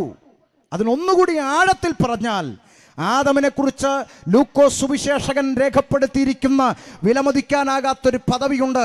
ആദാം ദൈവത്തിൻ്റെ മകൻ. അപ്പൊ നഷ്ടപ്പെട്ടത് എന്താണ്? പുത്രത്വം നഷ്ടപ്പെട്ടു. ദൈവത്തോടൊന്നിച്ച് നിത്യമായി വസിക്കാനുള്ള ആത്മാവിൻ്റെ ആ അവകാശം നഷ്ടപ്പെട്ടു. 2 മരണം. 1 ആത്മീയ മരണം സംഭവിച്ചു. 2 ശാരീരിക മരണത്തിന് മനുഷ്യൻ നിയമിക്കപ്പെട്ടു. ഈ 2 മരണവും അവിടെ സംഭവിച്ചു. മനുഷ്യന് തിരിച്ചറിയുന്നില്ല. അതുകൊണ്ടാണ് ഇപ്പോഴും 70-80 ഒക്കെ കഴിയുമ്പോൾ എല്ലാം പെട്ടി കയറിപ്പോകുന്നത്.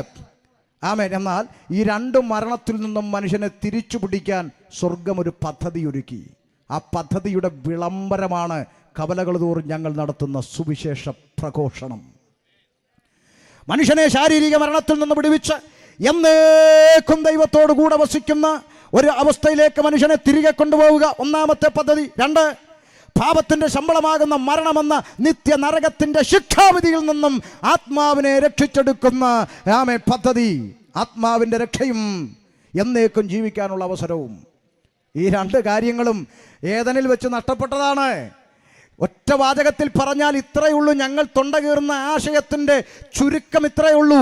അന്ന് ഏദൻ പൂങ്കാവനത്തിൽ വെച്ച് നഷ്ടപ്പെട്ടുപോയ പുത്രത്വം യേശു ക്രിസ്തുവിൽ കൂടി തിരിച്ചു തരുന്ന സ്വർഗീയ പദ്ധതിയുടെ പേരാണ് സുവിശേഷം. അത് തിരികെ കിട്ടും. അല്ലാതെ നീ ഓർമ്മ വെച്ച കാലം മുതൽ ഭാവിയാണ് നെഞ്ചത്തടിച്ച് ആമേൻ ജീവിക്കുന്ന കാലം മുഴുവൻ ഭാവിയായി ഞങ്ങൾ ചാകാൻ കട്ടിലേക്ക് കിടക്കുമ്പോഴും ഭാവി, ചത്തപ്പോഴും ഭാവികൾ സ്വർഗരാജ്യം അവകാശാക്കൂല. അപ്പോൾ പിന്നെ അച്ചാൻ അങ്ങോട്ട് പോവും? അത് അച്ചാന് പോലും അറിയില്ല. പിന്നെ ആകെ ഒരാശ്വാസം, മരിച്ചു കഴിഞ്ഞാൽ വേണ്ടപ്പെട്ടവർ കാര്യങ്ങളൊക്കെ ചെയ്ത് ഞങ്ങളുടെ ആത്മാവിനെ കയറ്റിവിടുമെന്നാണ്. അങ്ങനെ കയറ്റിവിടാൻ പറ്റുമോ ഇല്ലയോ എന്നുള്ളത് ഇത്തിരി കഴിഞ്ഞ് ഞാൻ വായിച്ച് കേൾപ്പിക്കാം. തൽക്കാലം അവിടെ നിൽക്കട്ടെ. മനുഷ്യൻ ഭാവിയാണ്. ഏകനാൽ പാപവും പാപത്താൽ മരണവും മനുഷ്യന്റെ അകത്ത് പ്രവേശിച്ചു, പുറത്താക്കപ്പെട്ടു. ദൈവത്തോടൊന്നിച്ച് വസിക്കാനുള്ള പദവി നഷ്ടപ്പെട്ടു, പുത്രത്വം നഷ്ടപ്പെട്ടു. പ്രിയരേ, മനുഷ്യന്റെ അകത്ത് പാപം പ്രവേശിച്ചു. അവിടെ മുതൽ നമ്മൾ കാണുന്ന ദൈവിക പദ്ധതികൾ പിന്നീട് നമുക്ക് കാണുവാൻ സാധിക്കും. എന്താണ്? പാപത്തിൽ വീണുപോയ മനുഷ്യവർഗത്തെ ഓർത്ത് വേദനിക്കുന്ന ദൈവത്തിന്റെ ഹൃദയം ഉൽപ്പത്തി പുസ്തകം 6-ാം അധ്യായത്തിൽ നമുക്ക് കാണാം. പാപത്തിൽ വീണുപോയ മനുഷ്യനെ മുഴുവൻ നശിപ്പിച്ചു കളഞ്ഞിട്ട്, മനുഷ്യനെ മുഴുവൻ മുടിച്ചു കളഞ്ഞിട്ട് സംഹാര താണ്ഡവമാടുന്നൊരു സംഹാരമൂർത്തിയായിട്ടല്ല പിന്നീട് നാം വേദപുസ്തകത്തിൽ ദൈവത്തെ കാണുന്നത്. പകരം മനുഷ്യനെ രക്ഷ നൽകുവാനായി ഒരു പെട്ടകം മനുഷ്യന്റെ മുമ്പിൽ തീർക്കുന്ന ദൈവത്തിൻ്റെ സ്നേഹത്തിൻ്റെ പ്രദർശനം കാണാം. പെട്ടകത്തിൽ പ്രവേശിക്ക്, നിന്റെ നിമിത്തം ഭൂമി ശപിക്കപ്പെട്ടു. ഈ ശപിക്കപ്പെട്ട ഭൂമി ജലപ്രളയത്താൽ ശുദ്ധീകരിക്കാൻ പോവുകയാണ്. അതുകൊണ്ട് പെട്ടകത്തിൽ കയറാൻ പറഞ്ഞു മനുഷ്യനോട്. ആര് കേൾക്കാനാണ്? നോഹ എന്ന് പറയുന്ന ഒരു മനുഷ്യൻ പൊട്ടനെ പോലെ തെരിക്കോണുകളിൽ നിന്ന് അലറി, ദാ ജലപ്രളയം വരാൻ പോകുന്നു, കയറ എന്ന് പറഞ്ഞു. ആര് കേൾക്കാൻ? മഴ എന്ന് പറയുന്ന ഒരു സാധനം കണ്ടിട്ടില്ലാത്ത മനുഷ്യരോട് പറയുകയാണ് പ്രളയം വരാൻ പോകുന്നു എന്ന് പറഞ്ഞാൽ അവർ പറയും നിനക്ക് തലയ്ക്ക് സുഖമില്ല എന്നൊക്കെ പറയും. ഇതുപോലെയാണ് നമ്മളെ നോക്കിയും പലരും പറയണത്. ഇവന്മാർക്ക് ഒരു ജോലിയില്ല, ഉമ്മ കിടന്നുണ്ട കയറി അലറിപ്പോയി, വേറെ ജോലിയില്ല, ഇങ്ങനെയൊക്കെ പറയുന്ന ആളുകളുണ്ട്.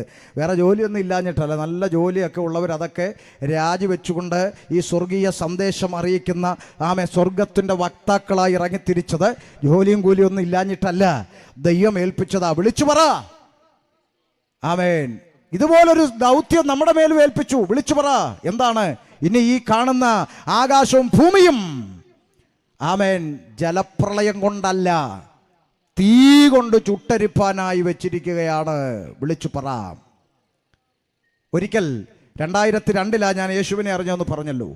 അന്ന് പത്രോസിന്റെ ലേഖനം വായിച്ചപ്പോൾ കാണുന്നു ഇന്ന് കാണുന്ന ഈ ആകാശവും ഭൂമിയും തീക്കായി സൂക്ഷിച്ചിരിക്കുന്നു, കത്തിക്കാൻ വെച്ചിരിക്കുന്നു. അപ്പോൾ ഞാൻ ഇങ്ങനെ ചിന്തിച്ചു, ഈ ലോകം മുഴുവനൊക്കെ കത്തിക്കാൻ അതൊക്കെ എങ്ങനെ നടക്കും എന്നൊക്കെ ഇങ്ങനെ അന്ന് എൻ്റെ ബാലിശമായ ചിന്തയിൽ ഞാൻ ചിന്തിച്ചു.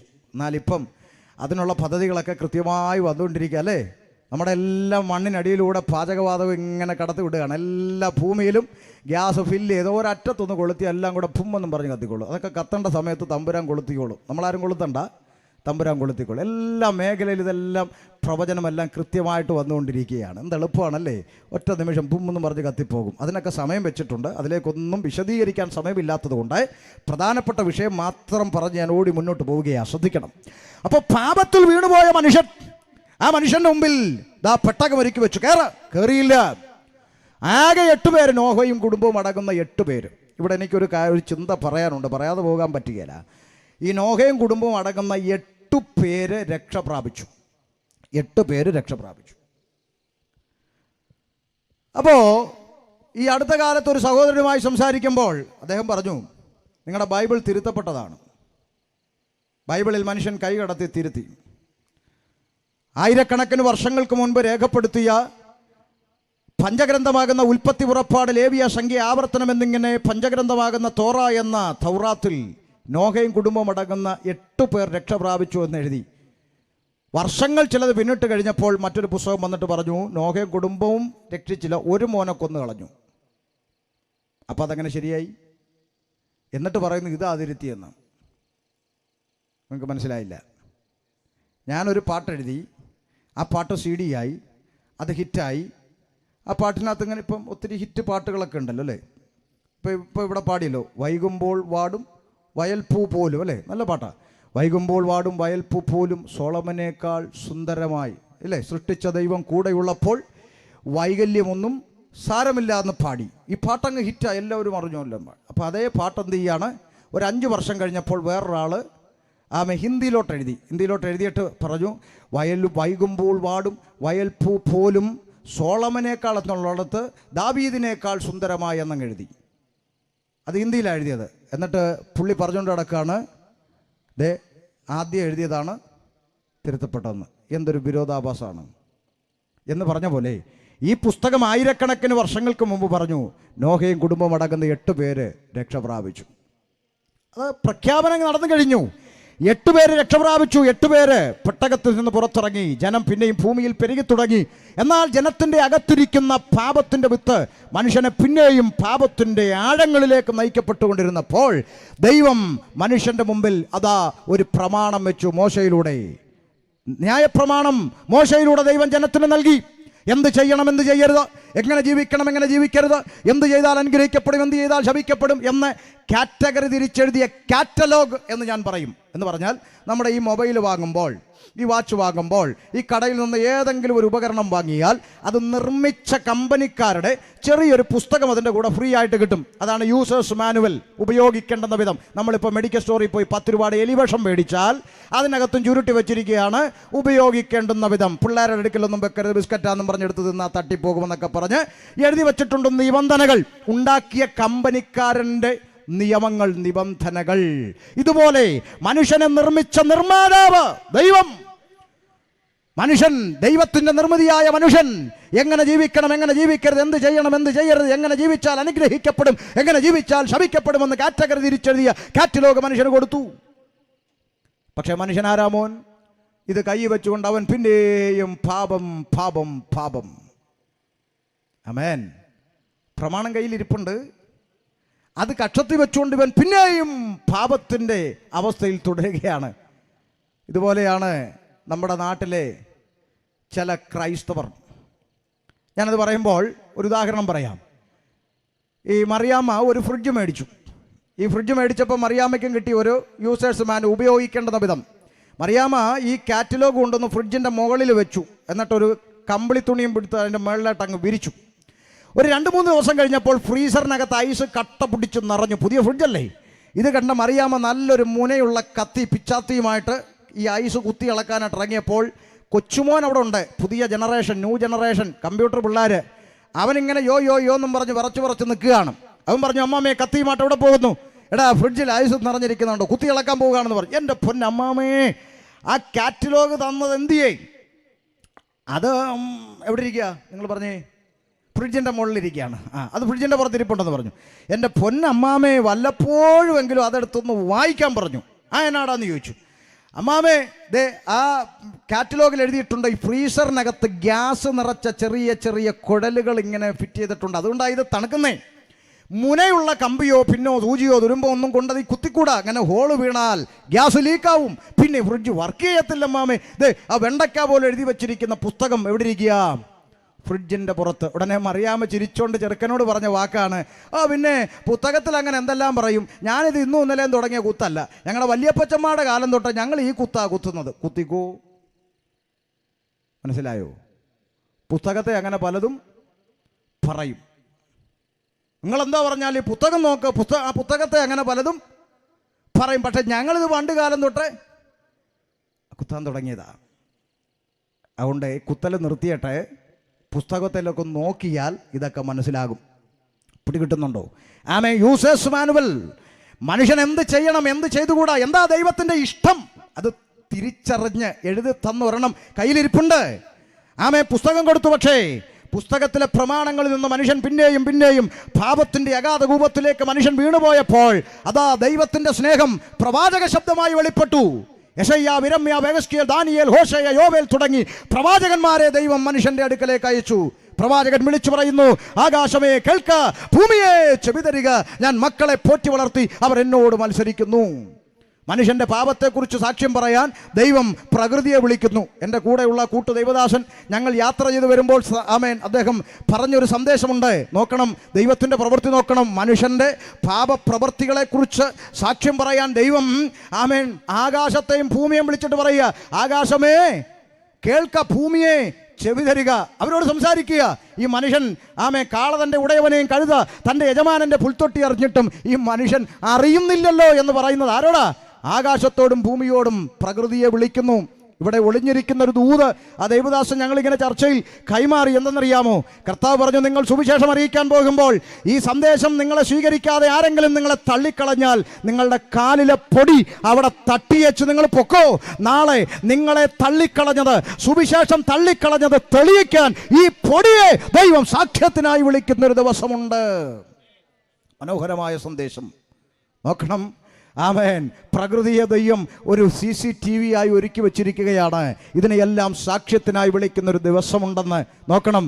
പ്രവാചകൻ വിളിച്ചു പറയുന്നു, ആകാശമേ കേൾക്ക, ഭൂമിയെ ചെവി തരിക, മക്കളെ പോറ്റി വളർത്തിയവർ എന്നോട് മത്സരിക്കുന്നു. കാള തൻ്റെ ഉടയവനെയും കഴുത തൻ്റെ യജമാനൻ്റെ പുൽത്തൊട്ടി അറിഞ്ഞിട്ടും സൃഷ്ടിച്ച ജനം എന്നെ അറിയുന്നില്ലെന്ന് പറഞ്ഞ് പ്രവാചക ശബ്ദം വിളിച്ചു പറഞ്ഞു, വരുവിൻ, നമുക്ക് തമ്മിൽ വാദിക്കാം. നിന്റെ പാപങ്ങൾ കടും ചുവപ്പായിരുന്നാലും അത് ഹിമം പോലെ വെളുപ്പിക്കാം, രക്താംബരം പോലെ ചുവന്നിരുന്നാലും അത് പഞ്ഞി പോലെയാക്കി തീർക്കാമെന്ന് ദൈവം വിളിച്ചു പറഞ്ഞു. മനുഷ്യൻ പ്രവാചക ശബ്ദത്തിന്റെ മുമ്പിൽ മത്സരിക്കുന്നു. ദൈവ ശബ്ദത്തിന്റെ വാക്കുകൾക്ക് മനുഷ്യൻ ചെവി കൊടുക്കുന്നില്ല. മനുഷ്യൻ ദൈവത്തോട് മറുതലിച്ചു. ആമേൻ. പ്രവാചകന്മാരുടെ വാക്കുകളിൽ നിന്നും ജനം പിന്നെയും പിന്നെയും പാപത്തിങ്കിലേക്ക് അകന്നു പോകുമ്പോൾ പാപകൂപത്തിൽ കിടക്കുന്ന മനുഷ്യനെ രക്ഷിപ്പാൻ സ്വർഗീയ കോടതി ഒരുക്കിയ ദൈവിക പദ്ധതി പ്രവാചകന്റെ നാവിൽ കൂടെ ദൈവം വെളിപ്പെടുത്തി. എന്താണ്? ആമേൻ. അതാ മനുഷ്യരെ അവരുടെ പാപങ്ങളിൽ നിന്ന് മോചിപ്പിപ്പാൻ ആദാമ്യ പാപത്തിൽ കുടുങ്ങിപ്പോയ സർവ്വമാനവരാശിയെ ജാതി മത വർണ്ണ വർഗ വ്യത്യാസമില്ലാതെ ഒരൊറ്റ രക്തത്തിൽ നിന്ന് സൃഷ്ടിച്ച ഭൂതലത്തിലെങ്ങും കുടിയിരിപ്പാൻ ഒരുത്തനിൽ നിന്ന് ഉളവാക്കിയ സകല മനുഷ്യജാതിയെയും രക്ഷിപ്പാൻ സാക്ഷാൽ ദൈവം വേഷത്തിൽ മനുഷ്യനായി ലോകത്തിലേക്ക് ഇറങ്ങി വരുന്ന സ്വർഗീയ പദ്ധതി പ്രവാചകനിൽ കൂടി വിളിച്ചു പറഞ്ഞു. കന്യക ഗർഭിണിയായി ഒരു മകനെ പ്രസവിക്കും. ആമേൻ. കന്യക ഗർഭിണിയായ ഒരു മകനെ പ്രസവിക്കും.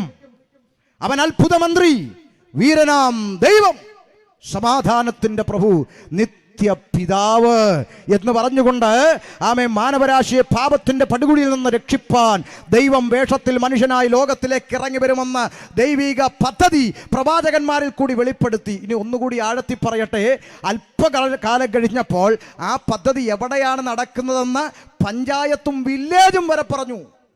ബത്ലഹേം എന്ന ഗ്രാമത്തിൽ എഫ്രാത്ത എന്ന വില്ലേജിൽ അവൻ ജനിക്കും. ഇങ്ങനെ പ്രവചിച്ചിട്ട് ജനിച്ച ഒരാളുണ്ടോ ഉലകത്തിൽ? ആമേൻ.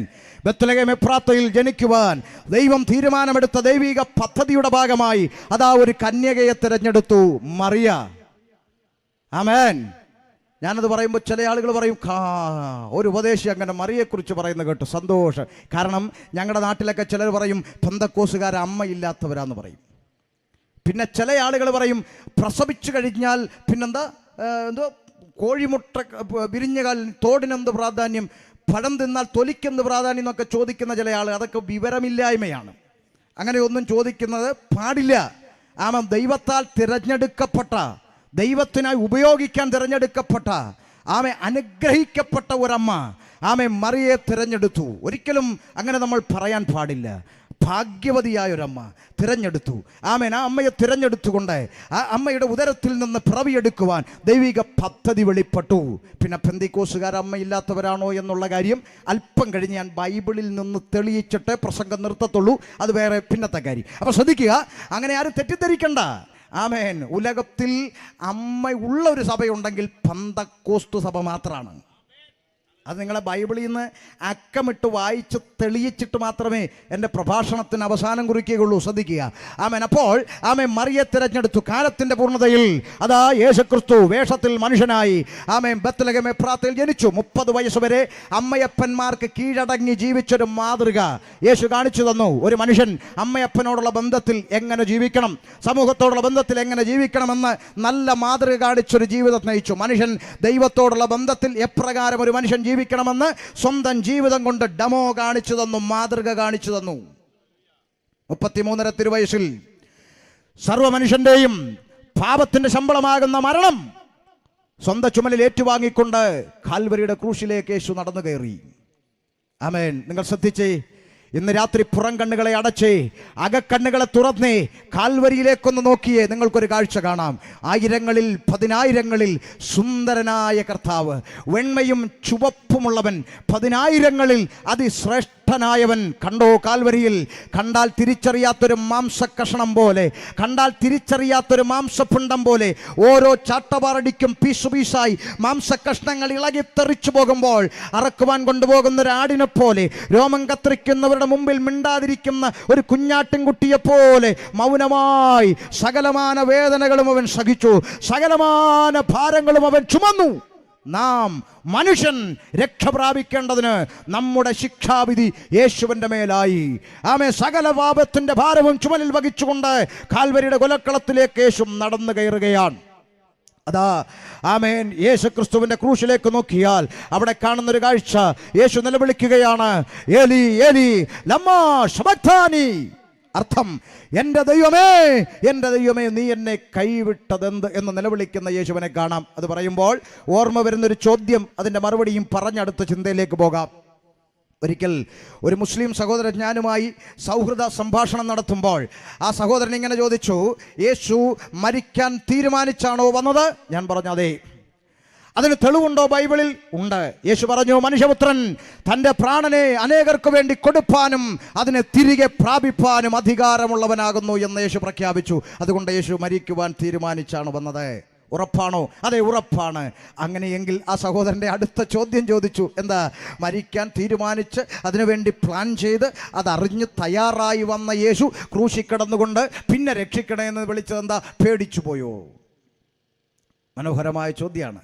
ഈ ചോദ്യങ്ങളൊക്കെ അഭിമുഖീകരിക്കുമ്പോൾ നമ്മൾ അതിൻ്റെ ഉത്തരം നമ്മുടെ തലമുറയ്ക്കൊക്കെ പറഞ്ഞു കൊടുക്കണം. കാരണം കോളേജിൽ പഠിക്കുന്ന പിള്ളേരൊക്കെ ഈ ചോദ്യം അഭിമുഖീകരിക്കുമ്പോൾ അവർ വന്ന് പാസ്റ്ററോട് ചോദിക്കും, പാസ്റ്ററെ, ഞങ്ങളുടെ കൂടെ പഠിക്കുന്ന ചേട്ടൻ ഇങ്ങനെ ചോദിച്ചു, എന്താ പറയേണ്ടതെന്ന്. അപ്പോൾ പാസ്റ്റർമാർ പറഞ്ഞു കൊടുക്കണം, മക്കളെ, അത് തിരുവചന പ്രകാരം ഇങ്ങനെയാ, എങ്ങനാ, അത് ഞാൻ പിന്നെ പറയാം. പറഞ്ഞു കൊടുക്കണം എന്താ കാര്യമെന്നുള്ളത്. അതിന് പകരം ചില ഉപദേശിമാരുണ്ട്, പിള്ളേരെ പിടിച്ച് കഴുത്തിന് പിടിച്ച് വരട്ടിയിട്ട് പറയും, ദുഷ്ടപിശാചിൻ്റെ മണ്ഡലത്തിൽ അന്ധകാരത്തിൽ കൊണ്ട് തലവെച്ചോ, ദുഷ്ടാത്മാവിനെ ശാസിച്ചുകൊണ്ട് ഒരു 3 ദിവസം വിഷയത്തിൻ്റെ പുറത്ത് കയറിയിരിക്കാനൊക്കെ പറയും. കാരണം ഇവന് പറഞ്ഞു കൊടുക്കാൻ അറിഞ്ഞുകൂടാ, അതാണ് കാര്യം. അതുകൊണ്ട് പിള്ളേരെ വെറുതെ പേടിപ്പിക്കരുത്, കാര്യം പറഞ്ഞു കൊടുക്കണം. എന്താണ് കാര്യം? യേശുക്രിസ്തു രക്ഷിക്കാൻ വേണ്ടിയാണോ ക്രൂശിൽ കിടന്ന് നിലവിളിച്ചത്? എൻ്റെ ദൈവമേ, എൻ്റെ ദൈവമേ, നീ എന്നെ കൈവിട്ടതെന്ത് എന്ന് പേടിച്ചിട്ടോ രക്ഷിക്കാൻ വേണ്ടിയോ നിലവിളിച്ചതാണോ? അല്ലവേ അല്ല. പിന്നെന്തിന് നിലവിളിച്ചു? വായിക്കാം. ലൂക്കോസ് സുവിശേഷം 24-ാം അധ്യായം 44-ാം വാക്യം. യേശുക്രിസ്തുവിന്റെ നാവിലൂടെ തന്നെ അതിന്റെ മറുപടി എന്താണെന്ന് നമുക്ക് കേൾക്കാം. ലൂക്കോസ് 24:44. ലൂക്കോസ് 24:44. വേഗത്തിൽ വായിച്ച മൈക്കിൽ കൂടെ, വളരെ പെട്ടെന്ന്, സമയം സ്പീഡിൽ പൊയ്ക്കൊണ്ടിരിക്കുകയാണ്. പിന്നെ അവൻ അവരോട്, പിന്നെ അവനെന്ന് പറഞ്ഞാൽ യേശുക്രിസ്തു ആകട്ടോ, അവൻ അവരോട് അഥവാ ശിഷ്യന്മാരോട്, ഇതാകുന്നു നിങ്ങളോട് കൂടെ ഇരിക്കുമ്പോൾ ഞാൻ പറഞ്ഞ വാക്ക്. ഏത് വാക്ക്? വായിച്ചോ, ഏത് വാക്ക്? മോശയുടെ ന്യായപ്രമാണത്തിലും ശരി, പ്രവാചക പുസ്തകങ്ങളിലും ശരി, സങ്കീർത്തനങ്ങളിലും എന്നെ കുറിച്ച് എഴുതിയിരിക്കുന്നതൊക്കെയും നിവൃത്തി ആകണം എന്നുള്ളത് തന്നെ എന്ന് പറഞ്ഞു. മതി. യേശുക്രിസ്തു പറയുകയാണ്, ഞാൻ നിങ്ങളോട് കൂടെ ഇരിക്കുമ്പോൾ പറഞ്ഞത് ഓർക്കണ്ടേ? എന്താ പറഞ്ഞത്? മോശയുടെ ന്യായപ്രമാണത്തിലും പ്രവാചക പുസ്തകങ്ങളിലും സങ്കീർത്തനങ്ങളിലും എന്നെക്കുറിച്ച് ചിലത് എഴുതിയിട്ടുണ്ട്, അത് നിവർത്തി വരണം. ശ്രദ്ധിച്ചേ, യേശുക്രിസ്തുവിനെ കുറിച്ച് പഴയ നിയമ പുസ്തകങ്ങളിൽ എഴുതിയിരിക്കുന്ന കാര്യം എന്ത് വരണം? ഇത് പറഞ്ഞേ, എന്ത് വരണം? പറഞ്ഞാട്ടെ, നിവർത്തി വരണം. അപ്പൊ യേശുക്രിസ്തുവിനെ കുറിച്ച് എവിടെയൊക്കെയുണ്ട്? മോശയുടെ ന്യായപ്രമാണത്തിലുണ്ട്, ഉണ്ട്. പ്രവാചക പുസ്തകങ്ങളിലുണ്ടോ? ഉണ്ട്. സങ്കീർത്തനങ്ങളിലുണ്ടോ? ഉണ്ട്. എന്താ ഉള്ളതെന്ന് നമുക്കൊന്ന് വായിക്കാം. 22-ാം സങ്കീർത്തനം 1-ാം വാക്യം വായിച്ചേ.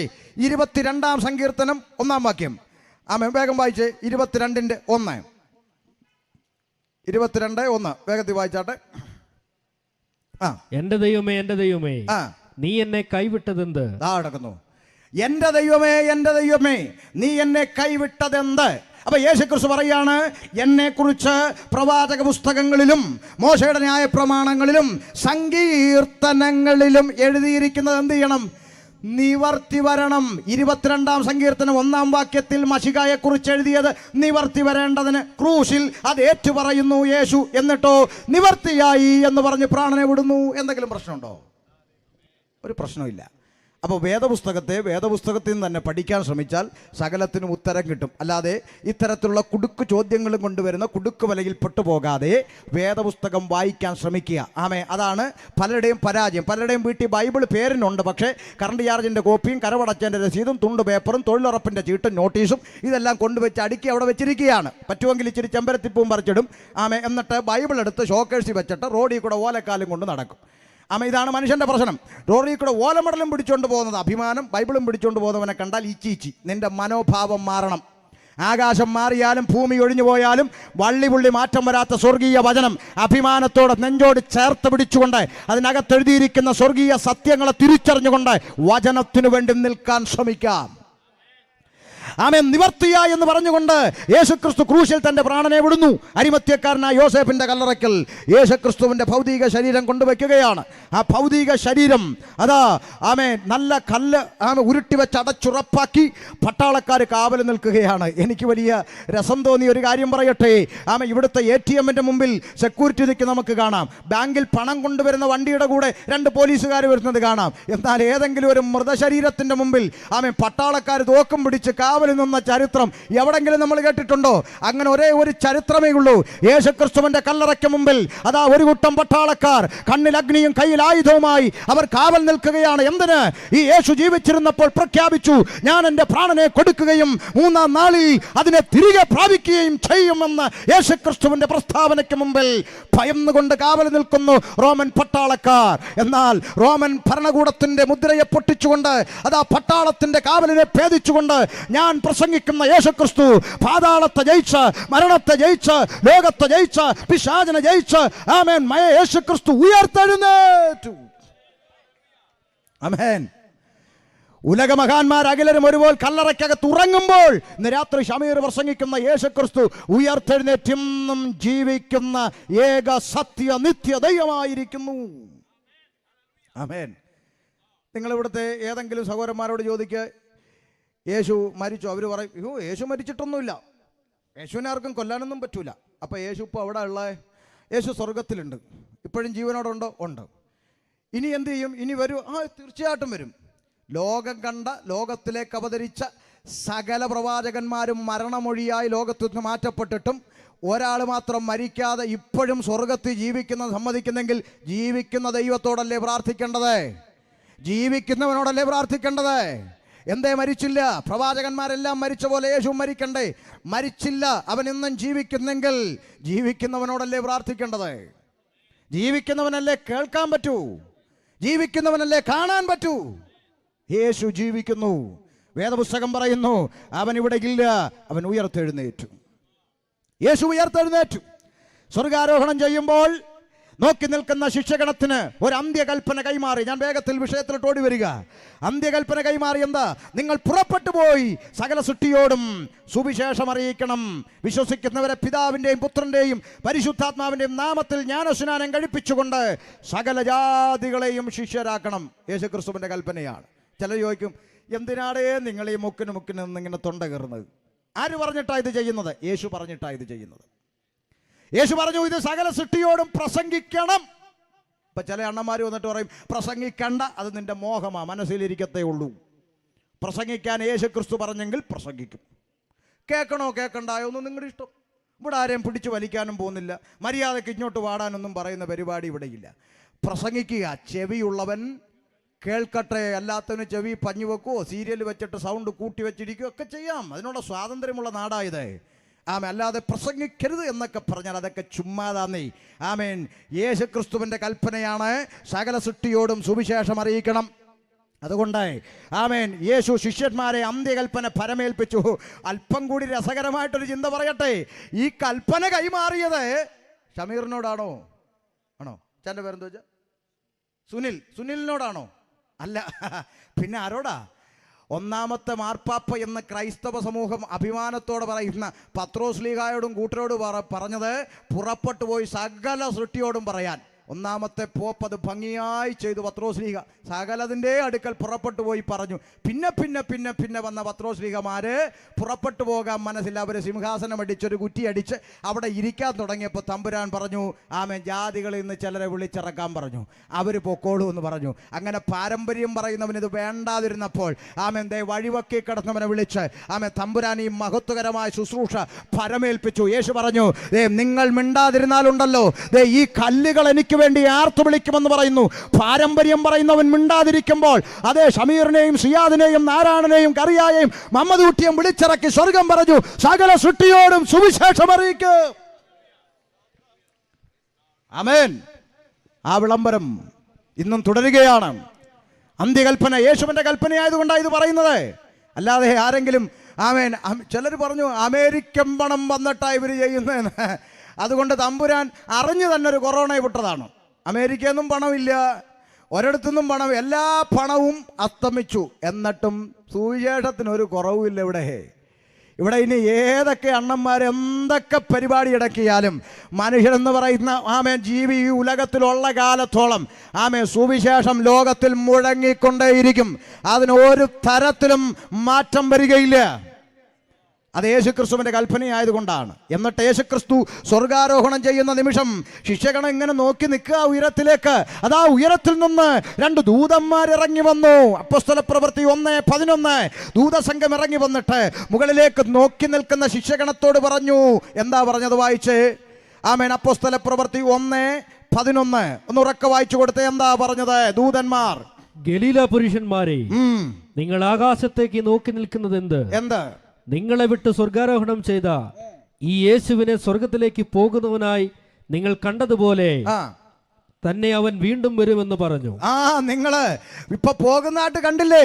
അതുപോലെ തന്നെ ഈ യേശുക്രിസ്തു വീണ്ടും മടങ്ങി വരുമെന്ന് പറഞ്ഞു. ഇന്ന് രാത്രി അപ്രത്യാശയുള്ളവരെല്ലാം കരങ്ങൾ ഉയർത്തി കർത്താവിനെ സ്തുതിച്ചാട്ടെ. ആമേൻ. അധികം താമസമിന ഈ വാനമേഘത്തിൽ കാഹളനാദം മുഴക്കിക്കൊണ്ട് ഇന്ന് രാത്രി ഷമീർ അബ്ദുൽ സലാം പ്രസംഗിക്കുന്ന നസ്രത്തുകാരനായ യേശുക്രിസ്തു വാനമേഘ വെളിപ്പെടാൻ സമയമെടുത്തിരിക്കുകയാണ്. യേശു മടങ്ങി വരുമെന്ന് പറഞ്ഞു. ഉപദേശിമാരുടെ വാക്കല്ലത്, സ്വർഗീയ ദൂതന്മാരുടെ പ്രസ്താവനയാണ്. മടങ്ങി വരുമെന്ന് പറഞ്ഞു. എന്നിട്ടെന്ത് സംഭവിച്ചു? വായിച്ചോ. കാത് തുറന്നു കേട്ടോ ക്രിസ്ത്യാനി. വായിച്ചോ. അവൻ യെരൂശലേമിന് സമീപത്ത് ഒരു ശബത്ത് ദിവസത്തെ വഴി ദൂരമുള്ള ഒലീവ് മല വിട്ട് യെരൂശലേമിലേക്ക് മടങ്ങിപ്പോന്നു. ഊരാച്ചുണ്ടിലെ ക്രിസ്ത്യാനികൾ ഒരു പേനയെടുത്ത് കയ്യെ വെച്ചു. ആമേ മാളിക മുറിയിലേക്ക് യെരൂശലേമിലേക്ക് ആമേ മടങ്ങിപ്പോയ ആരൊക്കെയാണെന്ന് വേണമെങ്കിൽ ഒന്ന് എഴുതി വെച്ചു. വായിക്കേ. അവിടെ എത്തിയപ്പോൾ അവർ പാർത്ത മാളിക മുറിയിൽ കയറിപ്പോയി. മാളിക മുറിയിലേക്ക് കയറിപ്പോയി. ആരൊക്കെയാ കയറിപ്പോയത്? പത്രോസ്. നിർത്തി വായിക്കണേ, പറയാനുണ്ട്. പത്രോസ്, ഒന്നാമത്തെ പോപ്പ്. യോഹന്നാൻ, യാക്കോബ്, അന്ത്രയോസ്, ഫിലിപ്പോസ്, തോമസ് ലീഗ, ബർത്തലോമായി, മത്തായി, അൽഫായുടെ മകനായ യാക്കോബ്, എരിവുകാരനായ ശീമോൻ, യാക്കോബിന്റെ മകനായ യൂദ, ഇവർ എല്ലാവരും സ്ത്രീകളോടുകൂടെ യേശുവിന്റെ അമ്മയായ മറിയോടും കൂടെ അവന്റെ സഹോദരന്മാരോടും കൂടെ ഒരുമനപ്പെട്ട് പ്രാർത്ഥന കഴിച്ചു പോന്നു. അപ്പൊ ആരൊക്കെ ഉണ്ട് ഈ ലിസ്റ്റിൽ? ക്രിസ്ത്യാനി കുറിച്ചോ? തോമാസ് ലീഗായുണ്ട്, പത്രോസ് ലീഗായുണ്ട്, യേശുവിന്റെ അമ്മയായ മറിയ ഉൾപ്പെടുന്ന സംഘം പ്രാർത്ഥിച്ചു കൊണ്ടിരുന്നു. എന്ത് സംഭവിച്ചു? പ്രാർത്ഥിച്ചുകൊണ്ടിരുന്നപ്പോൾ 2-ാം അധ്യായം 1-ാം വാക്യം വായിച്ചോ. പെന്തക്കോസ്ത് നാൾ വന്നപ്പോൾ. പെന്തക്കോസ്ത് നാൾ വന്നു. അവർ പെന്തക്കോസ്ത് പള്ളിയിൽ പോയെന്നല്ല, പെന്തക്കോസ്ത് നാൾ, പെരുന്നാൾ, 50-ാം പെരുന്നാൾ. മനസ്സിലായോ? അല്ലാതെ വെന്തിക്കൂസും ബുന്തുക്കോസും ഒന്നുമില്ലെന്നേ. 50-ാം പെരുന്നാൾ, പെന്തക്കുസ്ത പെരുന്നാൾ ദിവസം വന്നപ്പോൾ എല്ലാവരും ഒരു സ്ഥലത്ത് ഒന്നിച്ചു കൂടിയിരുന്നു. ഈ കേറിപ്പോയ ആളുകളെല്ലാം കൂടെ ഒരുമിച്ച് ഒരു സ്ഥലത്ത് കൂടിയിരുന്നു. പെട്ടെന്ന് കൊടിയ കാറ്റടിക്കുന്ന പോലെ ആകാശത്ത് നിന്നൊരു മുഴക്കമുണ്ടായി. അവർ ഇരുന്നിരുന്ന വീട് മുഴുവനും നിറച്ചു. അഗ്നിജാല പോലെ പിളർന്നിരിക്കുന്ന നാവുകൾ അവർക്ക് പ്രത്യക്ഷമായി. അവരിൽ ഓരോരുത്തന്റെ മേൽ പതിഞ്ഞു. എല്ലാവരും പരിശുദ്ധ ഒന്നൂടെ അഗ്നിജാല പോലെ അവരുടെ മേൽ പതിഞ്ഞു. അടുത്തത് എല്ലാവരും പരിശുദ്ധാത്മാവ് നിറഞ്ഞവരായി. എല്ലാവരും കേറിപ്പോയ ഒരാളെ പോലും മാറ്റി നിർത്താതെ എല്ലാവരും, പോപ്പും തോമാസ് ലീഗായും അമ്മ മറിയയും ഉൾപ്പെടെ എല്ലാവരും പരിശുദ്ധാത്മാവ് നിറഞ്ഞവരായി പരിശുദ്ധാത്മാവ് നിറഞ്ഞവരായി ആത്മാവ് അവർക്ക് ഉച്ചരിപ്പാൻ നൽകിയതുപോലെ അന്യഭാഷകളിൽ സംസാരിച്ചു തുടങ്ങി. ഈ അന്യഭാഷ സംസാരിക്കുന്ന കൂട്ടത്തെ ആ സുനിൽ പാസ്റ്ററെ നാട്ടുകാരെന്ത് വിളിക്കുന്നേ? പെന്തക്കോസ്ത് അല്ലേ? അങ്ങനെയാണെങ്കിൽ ഒന്നാമത്തെ പെന്തക്കോസ്തുകാരി മറിയ, ഒന്നാമത്തെ പെന്തക്കോസ്തുകാരൻ പത്രോസ്ലീഹ, ഒന്നാമത്തെ പെന്തക്കോസ്തുകാരൻ തോമാസ്ലീഹ ദേ ഇരുന്ന് അന്യഭാഷ പറയുന്നു. അപ്പൊ അമ്മ നിങ്ങളുടെ കൂടാണോ ഞങ്ങളുടെ കൂടാണോ? അതുകൊണ്ട് ഞങ്ങൾ അമ്മയില്ലാത്തവരാന്ന് മേലെ പറഞ്ഞേക്കരുത്. പിന്നെ ബൈബിൾ അറിയാത്തവർ ചുമ്മാ കള്ളു കുടിച്ചിട്ട് എന്തെങ്കിലുമൊക്കെ പറഞ്ഞുകൊണ്ട് നടക്കുന്നത് നമ്മൾ മൈൻഡ് ചെയ്യുന്നില്ല. ബൈബിൾ അറിയുന്ന ഒരാളും അത് പറയരുത്. കാരണം തിരുവഴുത്തിൽ എഴുതിയിരിക്കുന്നത് അതുപോലെ വായിച്ചു കേൾപ്പിച്ചതാ, സ്വന്തമായ അഭിപ്രായമൊന്നും പറഞ്ഞുകൊണ്ട് വന്നതല്ല. ശ്രദ്ധിക്കണം, എല്ലാവരും പരിശുദ്ധാത്മാവ് നിറഞ്ഞവരായി അന്യഭാഷകളിൽ സംസാരിച്ചു തുടങ്ങി. ആ കൂട്ടത്തിൽ ബഹുമാനപ്പെട്ട അമ്മയുണ്ട്. അതുകൊണ്ട് അമ്മ ഞങ്ങളുടെ കൂടെ, പോപ്പ് ഞങ്ങളുടെ കൂടെ. നിങ്ങൾ വെറുതെ മോഹിച്ചിരുന്നിട്ട് അവസാനം അബദ്ധം പറ്റരുത്. ഇങ്ങോട്ട് വരിക, അന്യഭാഷ പറയുന്ന കൂട്ടത്തിൽ വരിക, അമ്മയോടൊന്ന് ആരാധിക്കുക. ശ്രദ്ധിച്ചേ, എല്ലാവരും ആത്മാവ് നിറഞ്ഞവരായി അന്യഭാഷയിൽ സംസാരിച്ചു തുടങ്ങി. ആമേൻ. ആ പരിശുദ്ധാത്മാവിന്റെ നിറവിൽ ഒരാൾ പ്രസംഗിക്കാൻ എഴുന്നേറ്റ് നിന്നു. ആര്? പത്രോസ്ലീഹ പ്രസംഗിക്കാൻ എഴുന്നേറ്റ് നിന്നു. വായ തുറന്ന് പരിശുദ്ധാത്മാവിൽ നിറഞ്ഞ് പ്രസംഗിച്ചു. പ്രസംഗിച്ചപ്പോൾ എന്ത് സംഭവിച്ചു? 2-ാം അധ്യായം 37-ാമത്തെ വാക്യം. സമയത്തിന്റെ പരിമിതി കൊണ്ട് പ്രധാനപ്പെട്ടത് പറഞ്ഞു വിടുക. വായിച്ചോ 37. ഇത് കേട്ടിട്ട് ഏത് കേട്ടിട്ട്? പ്രസംഗം കേട്ടിട്ട് അവർ ഹൃദയത്തിൽ കുത്തുകൊണ്ട്. പ്രസംഗം കേട്ടപ്പോൾ കേട്ടവരുടെ ചങ്കത്ത് കുത്തുകൊണ്ടു. അതാണ് ഈ പുസ്തകത്തിന്റെ പ്രത്യേകത. ജയിലിലെ പീഡനങ്ങൾക്ക് മാറ്റാൻ കഴിയാത്തത്, മർദ്ദനമുറകൾക്ക് മാറ്റാൻ കഴിയാത്തത്, ഈ പ്രസംഗത്തിൽ പറയുന്ന തിരുവചനത്തിന്റെ വരികൾ അകത്ത് കയറിയാൽ മാറും. മാറിയ ചരിത്രം എത്ര കിടക്കുന്നു. ഞാൻ കേട്ട ഒരു അനുഭവമാണ്. കോട്ടയത്തിനടുത്ത് എവിടെയോ ചിങ്ങവനം സുരേഷ് എന്ന് പറഞ്ഞ ഒരു മോഷ്ടാവും ഒരു പ്രതിയുണ്ടായിരുന്നു. ഒത്തിരി കേസുകളിൽ പ്രതിയായ മനുഷ്യൻ ജയിലിനകത്ത് പിടിച്ചുകൊണ്ടുപോയി പോലീസ് ആവുന്ന ഇടി 58 ഇടിച്ചിട്ടും ഒറ്റ കുറ്റം പോലും സുരേഷ് സമ്മതിച്ചില്ല. ഇടികൊണ്ട് തളർന്നു കിടക്കുന്ന കണ്ടപ്പോൾ SI പറഞ്ഞു കോൺസ്റ്റബിളിനോട്, 2 പൊറോട്ട അവർ മേടിച്ചോടെ, ഇല്ല അവൻ ചത്തുപോയാൽ പിന്നെ ജോലിയാ. പോലീസുകാരനടുത്ത ഹോട്ടലിൽ പോയി 2 പൊറോട്ട മേടിച്ച് ഇരുമ്പടിക്കകത്തൂടെ വലിച്ചെറിഞ്ഞിട്ട് കൊടുത്തു. അല്പം കഴിഞ്ഞപ്പോൾ ജയിലിനകത്തുനിന്നൊരു കരച്ചിലും നിലവിളിയും. ഞാനൊരു ഭാവിയാണ്, മഹാഭാവി, എന്നെപ്പോലെ ഒരു ഭാവി ലോകത്തിലില്ലെന്നൊക്കെ പറഞ്ഞുകൊണ്ട് നിലവിളിക്കുന്ന സുരേഷിനെ കണ്ട് പോലീസുകാർ അന്തം വിട്ട് ചോദിച്ചു, ഇടി കൊണ്ട് ഇവൻ്റെ കിളി പോയെന്ന് തോന്നുന്നു, ഇവൻ്റെ സുബോധം പോയെന്ന് തോന്നുന്നു, അയ്യോ എന്ത് ചെയ്യും എന്നൊക്കെ ചിന്തിച്ചു. നിനക്ക് വട്ടായോ സുരേഷ് എന്ന് ചോദിച്ചപ്പോൾ സുരേഷ് പറഞ്ഞു, എനിക്ക് വട്ടില്ല സാറേ. പിന്നെന്താ ഇത്ര ഇടി കൊണ്ടിട്ടും കുറ്റം സമ്മതിക്കാത്ത നീ ഇപ്പം ഇത്രയും കുറ്റങ്ങൾ ഞാൻ ചെയ്തു എന്ന് വിളിച്ചു പറയുന്നത് എന്താ? സുരേഷ് പറഞ്ഞു, ഈ പേപ്പർ ഞാനൊന്ന് വായിച്ചതാ. ഏത് പേപ്പറ്? പൊറോട്ട പൊതിഞ്ഞു കൊടുത്ത പേപ്പർ. അതേത് പേപ്പർ? വഴിയിൽ കൂടെ നടന്ന് തോളി സഞ്ചിയും തൂക്കിപ്പോയ ഏതോ ഒരു ഉപദേശി ഹോട്ടൽ മുതലാളിക്ക് നീട്ടിക്കൊടുത്ത സുവിശേഷത്തിന്റെ പേപ്പർ കഷണം. മുതലാളിമാർക്ക് ഇത് ഇച്ചിച്ചിയാണല്ലോ. ഏത് മുതലാളിമാർക്ക് ഇത് ഇച്ചിച്ചിയാ. അതുകൊണ്ട് അത് മേടിച്ചിട്ട് പണിക്കാരനോട് പറഞ്ഞു, ഒന്നാടാ വല്ല പൊറോട്ട കാണാൻ പൊതിഞ്ഞു കൊടു. ഇവന്മാർക്കൊരു ജോലിയില്ല, രാവിലെ ഇങ്ങനെ നടക്കുക കുറെ പേപ്പറും കൊണ്ട്. ആ പേപ്പറിനകത്ത് പൊതിഞ്ഞു കൊടുത്ത പൊറോട്ട തിന്നാൻ പൊതിയഴിച്ചിട്ട് പേപ്പർ വായിച്ചു. അതാ പാപമോചകനായ ക്രിസ്തുവിനെ കുറിച്ച് വായിച്ചപ്പോൾ, മനുഷ്യൻ പാപിയാണെന്നുള്ള സന്ദേശം വായിച്ചപ്പോൾ മാനസാന്തരം അതിനകത്ത് വെച്ചുണ്ടായിട്ട് ഇന്ന് സുവിശേഷകനായി മാറി സുരേഷ്. ആമേൻ. പറയട്ടെ കുഞ്ഞേ, മർദ്ദനമുറകൾക്ക് മാറ്റാൻ കഴിയാത്തത് മാറ്റുവാൻ കഴിയുന്ന ഇരുവായ്ത്തലയുള്ള വാളിനേക്കാളും മൂർച്ചയേറിയതും സദ്യമജ്ജ മാംസങ്ങളെ തുളച്ചു ചെല്ലുന്ന ജീവന്റെ വചനം അതാ കേട്ടപ്പോൾ അത് കേട്ടവരുടെ ചങ്കിനകത്ത് കുത്തുകൊണ്ടു. ഇന്ന് രാത്രി കുരാച്ചുണ്ടിൽ കുത്തുകൊള്ളുന്ന ജീവിതങ്ങൾ ഉണ്ടെങ്കിൽ ഇന്ന് രാത്രി പത്രോസിന്റെ ശബ്ദം കേൾക്ക്. കുത്തുകൊണ്ടിട്ട് അവർ ചോദിച്ചു, എന്താ? വായിച്ചേ. കുത്തുകൊണ്ട്. ഇത് കേട്ടിട്ട് അവർ ഹൃദയത്തിൽ കുത്തുകൊണ്ട് പത്രോസിനോടും ശേഷം അപ്പോസ്തലന്മാരോടും, സഹോദരന്മാരായ പുരുഷന്മാരെ, ഞങ്ങൾ എന്തു ചെയ്യേണ്ടു എന്ന് ചോദിച്ചു. പത്രോസ് അവരോട്, നിങ്ങൾ മാനസാന്തരപ്പെട്ട് നിങ്ങളുടെ പാപങ്ങളുടെ മോചനത്തിനായി ഓരോരുത്തൻ യേശുക്രിസ്തുവിന്റെ നാമത്തിൽ സ്നാനമേൽക്കുവിൻ.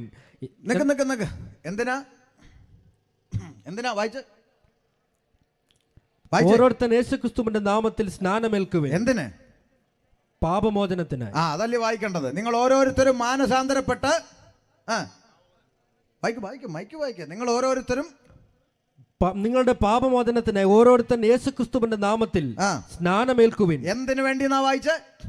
പാപമോചനത്തിനായി മാനസാന്തരപ്പെട്ട് സ്നാനപ്പെട്ടാൽ മതിയെന്ന് വെണ്ടയ്ക്ക പോലെ പുസ്തകത്തെ എഴുതി വച്ചിരിക്കുമ്പോൾ പാപമോചനത്തിനായി ഇന്ന് നടക്കാണ്. പാപിയാണ് എന്നും പറഞ്ഞുകൊണ്ട് നിന്റെ കണ്ണെന്ന് തുറക്കും. ദാ വിളിച്ചു പറയുന്നു പത്രോസ്, നിന്റെ പാപം മോചിക്കണോ? നീ ഒരു നല്ല 6 അടി പൊക്കമുള്ള ഒരു മരവും തോളെ ചുമന്നുകൊണ്ട് ഇന്ന മലയിലോട്ട് പോകുന്നല്ല. പത്രോസ് ലീഗ ഒന്നാമത്തെ പോപ്പ് വിളിച്ചു പറയുന്നു, നിങ്ങൾ മാനസാന്തരപ്പെട്ട് നിങ്ങളുടെ പാപങ്ങളുടെ മോചനം ലഭിക്കേണ്ടതിന് ഓരോരുത്തൻ യേശുക്രിസ്തുവിന്റെ നാമത്തിൽ സ്നാനം കൈക്കൊള്ളുവീൻ. ഇത് തന്നെ ഞങ്ങളും പറയുന്നുള്ളൂ, അല്ലാതെ പുതുതായിട്ടൊന്നും ഉണ്ടാക്കി പറയാൻ വന്നതല്ല. പുസ്തകത്തിൽ എഴുതിയിരിക്കുന്നതാ പറഞ്ഞത്. പാപമോചനം പ്രാപിക്കണമോ? എങ്ങനെ പ്രാപിക്കും? എന്തെങ്കിലും കൊടുക്കണ്ടേ? ഒരു നേർച്ച കാഴ്ച കഴിക്കണ്ടേ? ബലിതർപ്പണം ചെയ്യണ്ടേ? 2 കിലോമീറ്റർ നടക്കണ്ട? വേണ്ട. പിന്നെങ്ങനെ? റോമാലേഖനം 5-ാം അധ്യായം 1-ാം വാക്യത്തിൽ, ആ പേജ് മറിക്കാതെ ഒന്നെടുത്ത് റോമാലേഖനം 5:1 ഒന്ന് വായിച്ചു കൊടുത്തേ. എങ്ങനെയാ? വിശ്വാസത്താൽ നീതീകരിക്കപ്പെട്ടിട്ട്. കണ്ടോ? പാപമോചനം അഥവാ നീതീകരണം അത് വിശ്വാസത്താൽ ലഭിക്കേണ്ടതാണ്. വിശ്വാസത്താൽ നീതീകരിക്കപ്പെട്ടിട്ട് നമ്മുടെ കർത്താവായ യേശുക്രിസ്തു മൂലം നമുക്ക് ദൈവത്തോട് സമാധാനമുണ്ട്. നാം നിൽക്കുന്ന ഈ കൃപയിലേക്ക് നമുക്ക് അവൻ മൂലം, നമുക്ക് യേശു മൂലം വിശ്വാസത്താൽ പ്രവേശനവും ലഭിച്ചിരിക്കുന്നു. വിശ്വാസത്താൽ പ്രവേശനമുണ്ട്. വിശ്വാസത്താൽ പ്രവേശനമുണ്ട്. Price the Lord. വിശ്വാസത്താൽ പ്രവേശനമുണ്ട്. നിങ്ങളുടെ പാപങ്ങളുടെ മോചനത്തിനായി ഓരോരുത്തൻ മാനസാന്തരപ്പെട്ട് സ്നാനമേൽപ്പിൻ എന്ന പത്രോസിന്റെ വാക്കുകൾ അത് പ്രവർത്തിയാലല്ല, അത് വിശ്വാസത്താൽ അത്രേ. വിശ്വാസത്താൽ പ്രവേശനമുണ്ട്. വായിച്ചോ. വിശദീകരിക്കാൻ എൻ്റെ മുമ്പിൽ സമയം പോരാ, അതൊക്കെ തെളിയിച്ച് പ്രസംഗിക്കേണ്ടതാണ്. സമയപരിമിതി കൊണ്ട് ഓടിച്ചു വിടുക. താഴോട്ട് വായിച്ചോ. അപ്പോസ്തല പ്രവൃത്തി താഴോട്ട് വായിച്ചോ. സ്നാനമേൽപ്പിൻ എന്നാൽ പരിശുദ്ധാത്മാവ് എന്ന ദാനം ലഭിക്കും. നിങ്ങൾക്ക് ലഭിക്കും. ഈ പരിശുദ്ധാത്മാവ് നിങ്ങൾക്ക് ലഭിക്കും. ആര് പറഞ്ഞു? താഴോട്ട് വായിച്ചോ. വാഗ്ദത്തം നിങ്ങൾക്കും. ഈ വാഗ്ദത്തത്തിന് പരിശുദ്ധാത്മാവ് നിങ്ങൾക്കും എന്ന് പറഞ്ഞാൽ അവിടെ കൂടിയവർക്കും, നിങ്ങളുടെ മക്കൾക്കും. നിങ്ങളുടെ മക്കൾക്കും നമ്മുടെ ദൈവമായ കർത്താവ് വിളിച്ചു വരുത്തുന്ന ദൂരസ്ഥന്മാരായ ഏവർക്കും ഉള്ളതല്ലോ എന്ന്. ഈ വാഗ്ദത്തത്തിന് പരിശുദ്ധാത്മാവ് നിങ്ങൾക്കും നിങ്ങളുടെ മക്കൾക്കും ഇനി കർത്താവ് വിളിച്ചു വരുത്തുന്ന ദൂരസ്ഥരായ ഏവർക്കും ഏവർക്കും ഏവർക്കും ഉള്ളതല്ലോ എന്ന് പറഞ്ഞു. അടുത്തത്, മറ്റു പല വാക്കുകളാലും അവൻ സാക്ഷ്യം പറഞ്ഞ് അവരെ പ്രബോധിപ്പിച്ചു. ഈ വക്രതയുള്ള തലമുറയിൽ നിന്ന് രക്ഷിക്കപ്പെടുവിൻ എന്ന് പറഞ്ഞു. ഈ വക്രതയുള്ള തലമുറയിൽ നിന്ന് രക്ഷിക്കപ്പെടുവിൻ എന്ന് പറഞ്ഞു. എന്ന് പറഞ്ഞ എല്ലാവരും വക്രതയുള്ള തലമുറയിൽ നിന്ന് രക്ഷിക്കപ്പെടുവിൻ. രക്ഷപ്പെടാനല്ല കേട്ടോ. ആമേൻ. രക്ഷിക്കപ്പെടണം. Praise the lord. ചിലർ പറഞ്ഞ പെന്തിക്കോസിൽ പോയോ? നീ രക്ഷപ്പെട്ടു. രക്ഷപ്പെടാൻ ആരും ഇങ്ങോട്ട് വരണ്ട. ഇത് രക്ഷിക്കപ്പെടാൻ വരുന്ന മാർഗമാണ്. രക്ഷപ്പെടാൻ വന്നവരൊക്കെ രക്ഷപ്പെടുമ്പോൾ തിരിച്ചു പോകും. രക്ഷിക്കപ്പെട്ടവൻ എങ്ങും പോവുകയല്ല, ഇവിടെ കാണും. അവൻ എന്തൊക്കെ പീഡനം ഏറ്റുവാങ്ങിയാലും, എന്തൊക്കെ ഉപദ്രവം ഏറ്റുവാങ്ങിയാലും, എന്തൊക്കെ നിന്ന ഏറ്റുവാങ്ങിയാലും, എന്തൊക്കെ പരിഹാസം ഏറ്റുവാങ്ങിയാലും ഈ പുസ്തകം അവനോട് സംസാരിച്ചു കൊണ്ടിരിക്കും. നാം വിശ്വാസത്തിൽ നിലനിൽക്കണമെന്നും നാം അനേക കഷ്ടങ്ങളിൽ കൂടി ദൈവരാജ്യത്തിൽ കടക്കേണ്ടവരാകുന്നു. ക്രിസ്തുവേശുവിൽ ഭക്തിയോടെ ജീവിക്കാൻ മനസ്സുള്ളവർക്കെല്ലാം ഉപദ്രവമുണ്ടാകും. ആമേൻ. തിരിഞ്ഞു വായിക്കും. നിങ്ങൾ യേശുക്രിസ്തുവിനോടുകൂടെ തേജസ്കരിക്കപ്പെടണമെങ്കിൽ അവനോടുകൂടെ കഷ്ടം സഹിച്ചാൽ അത്രേ. നിങ്ങൾ ഉപദ്രവം സഹിക്കുന്നെങ്കിൽ അത് തിന്മ ചെയ്തിട്ടല്ല, നന്മ ചെയ്തിട്ട് അനുഭവിക്കുന്നത് അത്ര ദൈവത്തിന് പ്രസാദം. ആമേൻ. കണ്ടോ? നിങ്ങൾ ലോകക്കാരായിരുന്നെങ്കിൽ ലോകം നിങ്ങളെ സ്നേഹിക്കുമായിരുന്നു. എന്നാൽ ഞാൻ നിങ്ങളെ ലോകത്തിൽ നിന്ന് തിരഞ്ഞെടുത്തത് കൊണ്ട് ലോകം നിങ്ങളെ പകയ്ക്കുന്നു. ലോകം നിങ്ങളെ പകയ്ക്കുന്നു. യേശുക്രിസ്തുവിന്റെ തിരഞ്ഞെടുപ്പ് ലിസ്റ്റിന്റെ അകത്ത് ഇവിടെ കൂടിയിരിക്കുന്ന നിങ്ങളുടെ പേരുണ്ടെന്ന് നിങ്ങൾക്ക് എന്താ ഉറപ്പ്? ഒരു ഉറപ്പ് ഞാൻ തരട്ടെ. ബൈബിളിന്റെ വെളിച്ചത്തിൽ ഒരു ഉറപ്പ് തരട്ടെ. ആമേൻ. നിങ്ങൾ നടന്നു പോകുമ്പോൾ വെന്തിക്കോസോ പുന്തുക്കോസോ പന്തക്കോസോ അവൾ തുള്ളാനിറങ്ങി കമ്മലുമാലം പൊട്ടി അവൾ നടക്കുക. ആമേൻ. ലോകം ഇത് പറയുമ്പോൾ ഞായറാഴ്ച പള്ളിയിൽ ചെന്നിട്ട് ഞാൻ പോകുമ്പോഴും വരുമ്പോഴും എല്ലാം എന്നെ കളിയാക്കി കരയാൻ നിൽക്കരുത്. ആമേൻ. ഈ പരിഹാസം കേൾക്കുമ്പോൾ ഉള്ളത്തിൽ തുള്ളിക്കൊണ്ട് സന്തോഷത്തോടെ കർത്താവിനൊരു സ്തോത്രം പറയണം. കർത്താവേ, നിന്റെ തിരഞ്ഞെടുപ്പ് ലിസ്റ്റിൻ്റെ അകത്ത് ഞാൻ ഉണ്ടെന്ന് ഉറപ്പ് വരുത്തിയതിനായി സ്തോത്രം, എൻ്റെ പേരുണ്ടെന്ന് തെളിയിച്ചതിനായി സ്തോത്രം. എന്താ? ആമേൻ. ഞാൻ നിങ്ങളെ തിരഞ്ഞെടുത്തത് കൊണ്ട് ലോകം നിങ്ങളെ പകയ്ക്കുന്നു. ലോകം നിങ്ങളെ തെറിവിളിക്കുമ്പോൾ, പകയ്ക്കുമ്പോൾ, പരിഹസിക്കുമ്പോൾ ഉള്ളിൻ്റെ ഉള്ളിൽ നിന്ന് അറിയാതൊരു സ്തോത്രം പറയണം. കർത്താവേ, അങ്ങയുടെ തിരഞ്ഞെടുപ്പ് ലിസ്റ്റിനകത്ത് ഞാനുള്ളതിനായി സ്തോത്രം. Praise the Lord. Amen.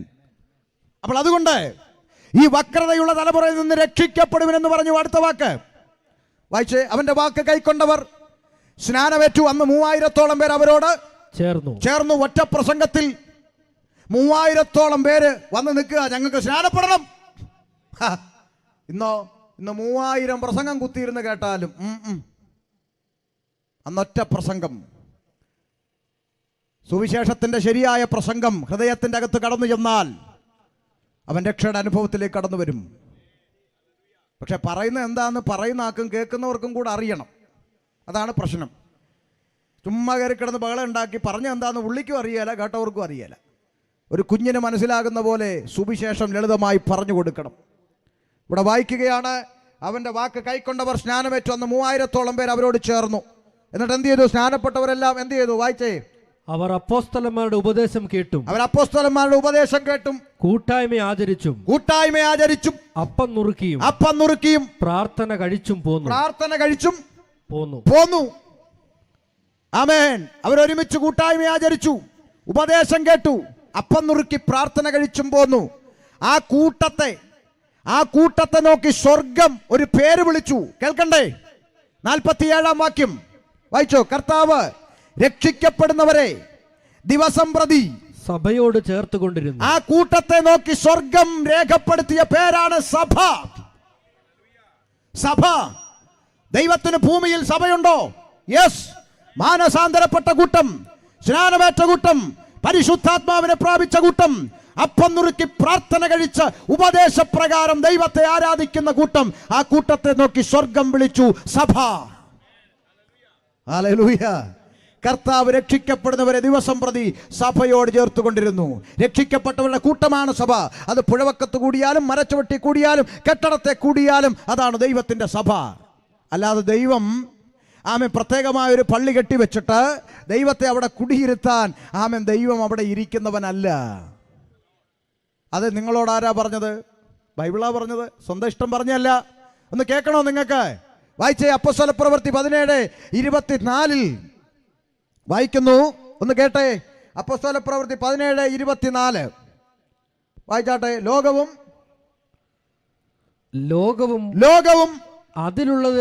അതിലുള്ളതൊക്കെയും ഉണ്ടാക്കിയ ദൈവം. കണ്ടോ? നീ ഉണ്ടാക്കിയതല്ല, പിന്നെ നിന്നെ ഉണ്ടാക്കിയത്. ഈ പ്രപഞ്ചത്തെ മുഴുവൻ സകലത്തെയും ഉണ്ടാക്കിയ ദൈവം, ഈ ലോകവും അതിലുള്ള സകലത്തെയും ഉണ്ടാക്കിയ ദൈവം സ്വർഗത്തിനും ഭൂമിക്കും നാഥനാകൊണ്ട് കൈപ്പണിയായ കെട്ടിടങ്ങളിൽ വാസം ചെയ്യുന്നില്ല. ശ്രദ്ധിച്ചേ. സ്വർഗത്തിനും ഭൂമിക്കും നാഥനായ ദൈവം കൈപ്പണിയായ കെട്ടിടങ്ങളിൽ വാസം ചെയ്യുന്നില്ല. കൈപ്പണിയായ കെട്ടിടങ്ങളിൽ വസിക്കുന്നവനല്ല ദൈവം. അതുകൊണ്ടാണ് പ്രളയകാലം വന്നപ്പോൾ പല കെട്ടിടങ്ങളിൽ വരുന്ന യേശു വെള്ളത്തിലൂടെ ഒഴുകി നടന്നു, അല്ലേ? തോമാച്ചായ നിലവിളിച്ചോ? ഹെലികോപ്റ്റർ നോക്കി, ഹെലികോപ്റ്റർ ഒന്ന് വേഗം വരൂ പ്ലീസ്, എൻ്റെ യേശുവിനെ ഒന്ന് രക്ഷിക്കുമെന്ന് പറഞ്ഞോ? അതോ എന്നെ രക്ഷിക്കുമെന്ന് പറഞ്ഞു? ഏതാ പറഞ്ഞേ? എന്നെ രക്ഷിക്കണമെന്ന് പറഞ്ഞു. യേശുവിനെ രക്ഷിക്കാൻ പറഞ്ഞില്ല. ഒഴുകിപ്പോയി.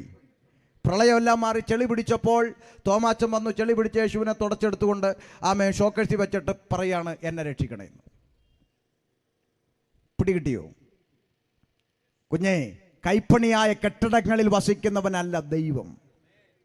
അപ്പം നിങ്ങൾ ചോദിക്കും, അങ്ങനെയാണെങ്കിൽ നിങ്ങൾ പ്രാർത്ഥിക്കാൻ പോകുന്നത് കെട്ടിടത്തിലല്ലേ? അതെ. എന്തിനാ അവിടെ പോകുന്നത്? ഞങ്ങൾ പ്രാർത്ഥിക്കാൻ കെട്ടിടത്തിൽ പോകും, ചിലപ്പോൾ മരച്ചുവട്ടിയിരിക്കും, ചിലപ്പോൾ ഒരു ടെൻറ്റിനകത്തിരിക്കും. കാരണം അവിടെ കുടിയിരിക്കുകയല്ല ദൈവം. പകരം 2 or 3 പേർ എൻ്റെ നാമത്തിൽ കൂടി വരുമ്പോൾ അവരുടെ മധ്യേ ഞാൻ ഇറങ്ങി വരാമെന്ന് പറഞ്ഞ് വാഗ്ദത്തം ചെയ്ത ദൈവം, പ്രാർത്ഥിക്കുന്ന ദൈവ കുഞ്ഞുങ്ങൾ കൂടി വരുന്നവരുടെ മധ്യേ ദൈവ സാന്നിധ്യം ഇവിടെയുണ്ട്, ഈ ഗ്രൗണ്ടിലുണ്ട്. ആ ദൈവത്തിൻ്റെ സാന്നിധ്യം ഇവിടെ ഇറങ്ങി വരികയും ദൈവ കുഞ്ഞുങ്ങൾ ആരാധന കഴിഞ്ഞ് തിരികെ പോകുമ്പോൾ ആ ദൈവം വസിക്കുവാൻ ആഗ്രഹിക്കുന്ന ആലയം, കെട്ടിടം, മന്ദിരം, അത് നമ്മുടെ ഹൃദയമാകുന്ന അവൻ ഈ ശരീരത്തിലത്രേ ദൈവം വസിക്കുന്നത്. അതുകൊണ്ട് പെന്തിക്കോസുകാർ ആരാധന കഴിഞ്ഞ് ഇറങ്ങുമ്പോൾ ഒരു നല്ല ഭൂകമ്പം ഉണ്ടായാൽ ഞങ്ങളുടെ കെട്ടിടവും ഇടിഞ്ഞു വീഴും. ഇപ്പം ഞങ്ങളാരും വെളിയിൽ ഇറങ്ങുന്നു എന്നാലും എൻ്റെ യേശുവിന് ഈ ഗതി വന്നല്ലോ എന്നൊന്നും കരയത്തില്ല. കാരണം യേശു അതിനകത്ത് കൂടി ഇരിപ്പില്ല. അതുകൊണ്ട് ഞങ്ങളുടെ ചർച്ചിൽ വെള്ളം കയറിയത് എന്താണെന്നൊന്നും ആരും ചോദിക്കണ്ട. നിങ്ങളുടെ വള്ളിയിലും പായ ഒലിച്ചു പോയില്ലേ? അതിനെന്നാ പായിലല്ലല്ലോ യേശു കിടന്നത്. അതൊക്കെ പോവും, കെട്ടിടമൊക്കെ പൊളിഞ്ഞു വീഴും. ഹൃദയത്തിനകത്ത് വേദപുസ്തകം പറയുന്നു, പരിശുദ്ധാത്മാവ് വസിക്കുന്ന മന്ദിരമാകുന്നു നിങ്ങളുടെ ശരീരമെന്ന് നിങ്ങൾ അറിയുന്നില്ലയോ? ദൈവം നിന്നിൽ വസിക്കാൻ ആഗ്രഹിക്കുന്നു, നിന്റെ ഹൃദയത്തിൽ വസിക്കാൻ ആഗ്രഹിക്കുന്നു. സ്നേഹിത, യേശുക്രിസ്തു നിന്റെ ഹൃദയത്തിനകത്ത് വസിക്കാൻ ആഗ്രഹിക്കുന്നു, കെട്ടിടത്തിലല്ല. ആമേൻ. അതുകൊണ്ട് പറഞ്ഞു, കർത്താവ് രക്ഷിക്കപ്പെടുന്നവരെ ദിവസം പ്രതി സഭയോട് ചേർത്തുകൊണ്ടിരുന്നു. രക്ഷിക്കപ്പെട്ടവരുടെ കൂട്ടമാണ് കുഞ്ഞെ ദൈവത്തിന്റെ സഭ. ആ സഭയെ ചേർക്കുവാനാണ് കാഹളനാദം മുഴക്കി യേശുക്രിസ്തു വരുന്നത്. അപ്പൊ നിങ്ങൾ പറയും, ഞങ്ങൾക്ക് ആ സഭയിലൊന്നും ചേർന്നില്ലേലും വേണ്ടില്ല, ഞങ്ങൾ മരിച്ചാൽ ഞങ്ങളുടെ ആത്മാവിനെ വേണ്ടുന്നത് ചെയ്ത് കയറ്റിവിടാൻ ആളുണ്ട്. അതും കൂടി ഒന്ന് വായിച്ചിട്ട് എൻ്റെ മെസ്സേജ് അവസാനിപ്പിക്കാൻ മനസ്സുണ്ടായിട്ടല്ല, നിവൃത്തിയില്ലാത്തത് കൊണ്ട്, അവിടുന്ന് തുടർന്നു പോകാൻ എനിക്ക് കഴിയാത്തത് കൊണ്ട് ഒരു ഭാഗം കൂടെ വായിച്ച് അവസാനിപ്പിക്കാം. കാത് തുറന്ന് ഒന്ന് കേട്ടാട്ടെ. ലൂക്കോസ് സുവിശേഷം 16-ാം അധ്യായം 19 മുതലുള്ള വാക്യങ്ങൾ വായിച്ച് നമുക്ക് പ്രാർത്ഥനയ്ക്കായി ഏൽപ്പിക്കാം. ലൂക്കോസ് 16:19 മുതൽ യേശുക്രിസ്തുവിന്റെ വാക്കുകൾ ഒന്ന് വായിച്ചാട്ടെ. ധനവാനായൊരു മനുഷ്യൻ ഉണ്ടായിരുന്നു. അവൻ ധൂമവസ്ത്രവും പട്ടും ധരിച്ച് ദിനം പ്രതി ആഡംബരത്തോടെ സുഖിച്ചുകൊണ്ടിരുന്നു. ഒന്ന് ശ്രദ്ധിക്കണേ, ധനവാനായ ഒരു മനുഷ്യൻ ഉണ്ടായിരുന്നെന്ന് എഴുതി വെച്ചേക്കുക. അങ്ങനെ പേരുള്ള ആരെങ്കിലും ഈ കുരാച്ചുണ്ടിലോ കോഴിക്കോടോ ഉണ്ടോ? ധനവാനായ മനുഷ്യൻ, അങ്ങനെ പേരുണ്ടോ? ധനമുള്ള ഒത്തിരി പേര് നമ്മുടെ നാട്ടിലുണ്ട്, അവർക്കൊക്കെ നല്ല പേരും ഉണ്ട്. അല്ലാതെ ഇതേ ആ പോകുന്ന ആരാന്ന് നിനക്കറിയാവോടി? ആരാ പുള്ളി? ധനവാനായ മനുഷ്യൻ, അങ്ങനെ പേരുള്ള ആരുമില്ല. എന്നാൽ വേദപുസ്തകത്തിൽ പരിശുദ്ധാത്മാവ് എഴുതിയപ്പോൾ ഇവന് ധനം ഒത്തിരി ഉണ്ട്, അവൻ ധൂമ്ര വസ്ത്രവും പട്ടുമൊക്കെ ധരിച്ചാ ജീവിക്കുന്നത്, ദിവസം പ്രതി ആഡംബരത്തോടെയാ ജീവിക്കുന്നത്. പക്ഷെ അവൻ്റെ പേര് പുസ്തകത്തെ ഇല്ല. ഒരു കാര്യം വിളിച്ചു പറയാം, പണം കൊടുത്ത് ജീവപുസ്തകത്തിൽ പേരെഴുതാൻ പറ്റത്തില്ല എന്നൊരു സൂചന അവിടെയുണ്ട്. അത് ഞാൻ പിന്നാലെ തെളിയിക്കാം. അടുത്ത വാക്യം വായിച്ചേ. ലാസർ എന്ന് പേരുള്ളൊരു ദരിദ്രൻ വ്രണം നിറഞ്ഞവനായി, ധൂമ്രവസ്ത്രമില്ല, പട്ടില്ല, റബ്ബറില്ല, എസ്റ്റേറ്റില്ല, കാറില്ല, പിന്നെ വ്രണം നിറഞ്ഞവനായി അവന്റെ പടിപ്പുരയ്ക്കൽ കിടന്നു. ധനവാന്റെ പടിപ്പുരയ്ക്കൽ കിടക്കുകയാണ്. ശ്രദ്ധിക്കണേ, ആമേൻ. വ്രണം നിറഞ്ഞവൻ, വലിയ സമ്പത്തൊന്നും ഭൂമിയിൽ നേടാൻ കഴിയാത്ത ഒരു പാവം ദരിദ്രൻ, ദേഹം മുഴുവൻ വ്രണം നിറഞ്ഞവൻ. പക്ഷെ നിങ്ങളൊരു ദൂത് ശ്രദ്ധിച്ചോ? അവന്റെ പേര് പരിശുദ്ധാത്മാവ് മറന്നു പോകാതെ പുസ്തകത്തെ കുറിപ്പിച്ചു. ലാസർ എന്ന് പേരുള്ള ദരിദ്രൻ. ഇന്ന് രാത്രി പണമുണ്ടായാലും പണമില്ലേലും നിന്റെ പേര് ജീവപുസ്തകത്തിലുണ്ട് എന്നോർത്തു വേണം നീ ദൈവത്തെ ആരാധിപ്പാൻ. ഈ ലോകത്തിൽ ഒന്നും നേടിയില്ലെങ്കിലും, ഒന്നും സമ്പാദിച്ചില്ലെങ്കിലും, ഒന്നും ബാലൻസ് കരുതാൻ പറ്റിയില്ലെങ്കിലും, കാഹളനാദം മുഴങ്ങുമ്പോൾ ഞാൻ എൻ്റെ യേശുവിനോടൊപ്പം പറന്നു പോകുവാൻ എൻ്റെ പേര് ജീവന്റെ പുസ്തകത്തിലുണ്ട് എന്നോർത്തു വേണം നീ ദൈവത്തെ ആരാധിക്കാൻ. Price the Lord. അതെ, അവന്റെ ധനവാന്റെ പടിപ്പുരയ്ക്കൽ കിടക്കുകയാണ്. അടുത്ത വാക്ക് വായിച്ചേ. ധനവാന്റെ മേശയിൽ നിന്ന് വീഴുന്നത് തിന്ന് വിശപ്പടക്കുവാൻ ആഗ്രഹിച്ചു. ധനവാന്റെ പടിപ്പുരയ്ക്കൽ കിടക്കുന്നു, അവൻ കഴിച്ചതിന്റെ ബാലൻസ് കൊണ്ടുവന്ന് കൊടുക്കുന്നു, അത് കഴിച്ച് വിശപ്പടക്കുന്നു പാവം ദരിദ്രൻ. അടുത്ത വാക്ക്. നായ്ക്കളും വന്ന് അവന്റെ വ്രണം നക്കും. കണ്ടോ, ധനവാൻ ഒരു പനി വന്നാൽ ആമേൻ ഫോൺ എടുത്തൊരൊറ്റ വിളി, ഹലോ കിംസല്ലേ നിംസല്ലേ, എനിക്കൊരു ചെറിയ പനി പോലെ, സാറേ ദാ വരുന്നു ഡോക്ടർ, പാഞ്ഞു പിടിച്ച് വീട്ടിലെത്തുക. ഈ പാവപ്പെട്ട ദരിദ്രനെ ചികിത്സിക്കാൻ ആരാ? ആമേൻ. നായ്ക്കൾ വന്നാണ് അവന്റെ വ്രണം, ഡ്രസ്സിങ്ങും ക്ലീനിങ്ങും. ആമേൻ. നായ്ക്കൾ. ഡോക്ടർ കൈസർ MBBS അല്ലേ, ഡോക്ടർ ടിപ്പു MD എന്നൊക്കെ പറയാം. 2 നായ്ക്കൾ വന്ന് ഡ്രസ്സിങ്ങും ക്ലീനിങ്ങും ഒക്കെ നടത്തുകയാണ്. അടുത്ത വാക്ക് വായിച്ചേ. ആ ദരിദ്രൻ മരിച്ചപ്പോൾ ഒരു കാര്യം ശ്രദ്ധിച്ചോണം, കൂരാച്ചുണ്ട്. ധനവാനായാലും ദരിദ്രനായാലും ഒരു കാര്യം ഗ്യാരണ്ടി, എന്താ? മരണം ഒരു നാൾ നിന്റെ ഭവനത്തിലും കടന്നു വരും. ആരോഗ്യത്തോടെ മസിലും ഭരിപ്പിച്ച് ഇന്ന് മനുഷ്യന്റെ മുമ്പിൽ ഞെളിഞ്ഞ് കിടന്ന് ഉറങ്ങുന്ന നീ നാളെ രാവിലെ ഉണർന്നെഴുന്നേൽക്കുമോ എന്ന് ഉറപ്പില്ല കുഞ്ഞേ. മരണം നനച്ചിരിക്കാത്ത നാഴികയിൽ വിളിക്കാത്ത അതിഥിയെ പോലെ ഭവനത്തിൽ കടന്നു വരും മരണം. ആ ദരിദ്രൻ മരിച്ചപ്പോൾ വായിച്ചേ, ദൂതന്മാർ അവനെ അബ്രഹാമിന്റെ മടിയിലേക്ക് കൊണ്ടുപോയി. നിങ്ങൾ ശ്രദ്ധിക്കണേ, ഒരു ചോദ്യം. ഒരാൾ മരിച്ചാൽ നമ്മൾ എന്താ ചെയ്യുക? വേഗം പറഞ്ഞേ. ഒരാൾ മരിച്ചാൽ എന്താ ചെയ്യുക? വേഗം പറ. വെച്ചോണ്ടിരിക്കുമോ? പിന്നെന്ത് ചെയ്യും? അടക്കം ചെയ്യും. ഈ ദരിദ്രൻ മരിച്ചപ്പോൾ അടക്കി എന്ന് എഴുതിയിട്ടുണ്ടോ? എഴുതിയിട്ടില്ല. പാവപ്പെട്ടവൻ, ദരിദ്രൻ, പട്ടി നക്കി കിടക്കുന്നവനെ ആരടക്കാനാ? എന്തിനാ ഇത് പറഞ്ഞെന്നറിയാമോ? ഇന്നും ചിലരെ ആദ്യം പ്രാർത്ഥനയ്ക്ക് വിളിച്ച് ആദ്യം ചോദിക്കുന്നത് എന്തെന്നറിയാമോ? നിങ്ങൾക്ക് ശവക്കോട്ടയുണ്ടോ? കൊല്ലാൻ വിളിക്കുന്ന പോലെ ചോദ്യം. എന്നോട് അങ്ങനെ ചോദിച്ചാൽ ഞാൻ പറയാം, അത്രയ്ക്ക് സംശയം ഉണ്ടോ ഒന്ന് ചത്തു നോക്കേ, അപ്പോൾ അറിയാം ഞങ്ങൾക്ക് ശവക്കോട്ട ഉണ്ടോ ഇല്ലയോ. അല്ല പിന്നെ എടാ കുഞ്ഞേ, എവിടെ അടക്കുമെന്നുള്ളതല്ല വിഷയം, എങ്ങോട്ട് പോകുമെന്നുള്ളതാ വിഷയം. കുടുംബം അല്ലറ കെട്ടി അടക്കണമെന്നൊക്കെ ആഗ്രഹിച്ച് ഒത്തിരി എണ്ണം കൊറോണ വന്നപ്പോൾ എവിടെ പോയി? കല്ലറ. ആമേൻ. എന്തേ? മോഹങ്ങളൊക്കെ മരവിച്ചു പോയോ? സുനാമി അടിച്ചപ്പോൾ എല്ലാത്തിനെയും കൂടെ ഒരു ബുൾഡോസറിൽ കോരിയെടുത്ത് കടപ്പുറത്ത് ഒരു കുഴി കുത്തി എല്ലാ മതവിഭാഗത്തിൽപ്പെട്ടവനും കൂടെ വാരിയെടുത്ത് ഒറ്റ കുഴിയിലിട്ട് മൂടി. ആര് കല്ലറ കെട്ടി? ആര് മാർബിൾ കെട്ടി? ഇതൊക്കെ ഒരു പഠനമാണ്. ആ ദരിദ്രൻ മരിച്ചു, വലിയ അടക്കമൊന്നും കിട്ടിയില്ല. പക്ഷെ ആളിന്റെ ആത്മാവ് എങ്ങോട്ട് പോയി? പറുദീസയിൽ അബ്രഹാം പിതാവിന്റെ അടുക്കലേക്ക് പോയി. അടുത്ത വാക്ക് ശ്രദ്ധിച്ചു കേട്ടോണം, വായിച്ചു. ധനവാനും മരിച്ച് അടക്കപ്പെട്ടു. ഒന്നുകൂടെ. ധനവാനും മരിച്ച് അടക്കപ്പെട്ടു. അപ്പൊ കാശുള്ളവൻ മരിച്ചപ്പോ എന്ത് കിട്ടിയാച്ചാ? അവിടെ എഴുതിയേക്കുന്ന എന്തൊരു എഴുത്തല്ലേ, പരിശുദ്ധാത്മാവ് നോക്കെ. കാശുള്ളവൻ മരിച്ചപ്പോ അടക്കപ്പെട്ടെന്ന്, അവന് നല്ല അടക്കം കിട്ടി.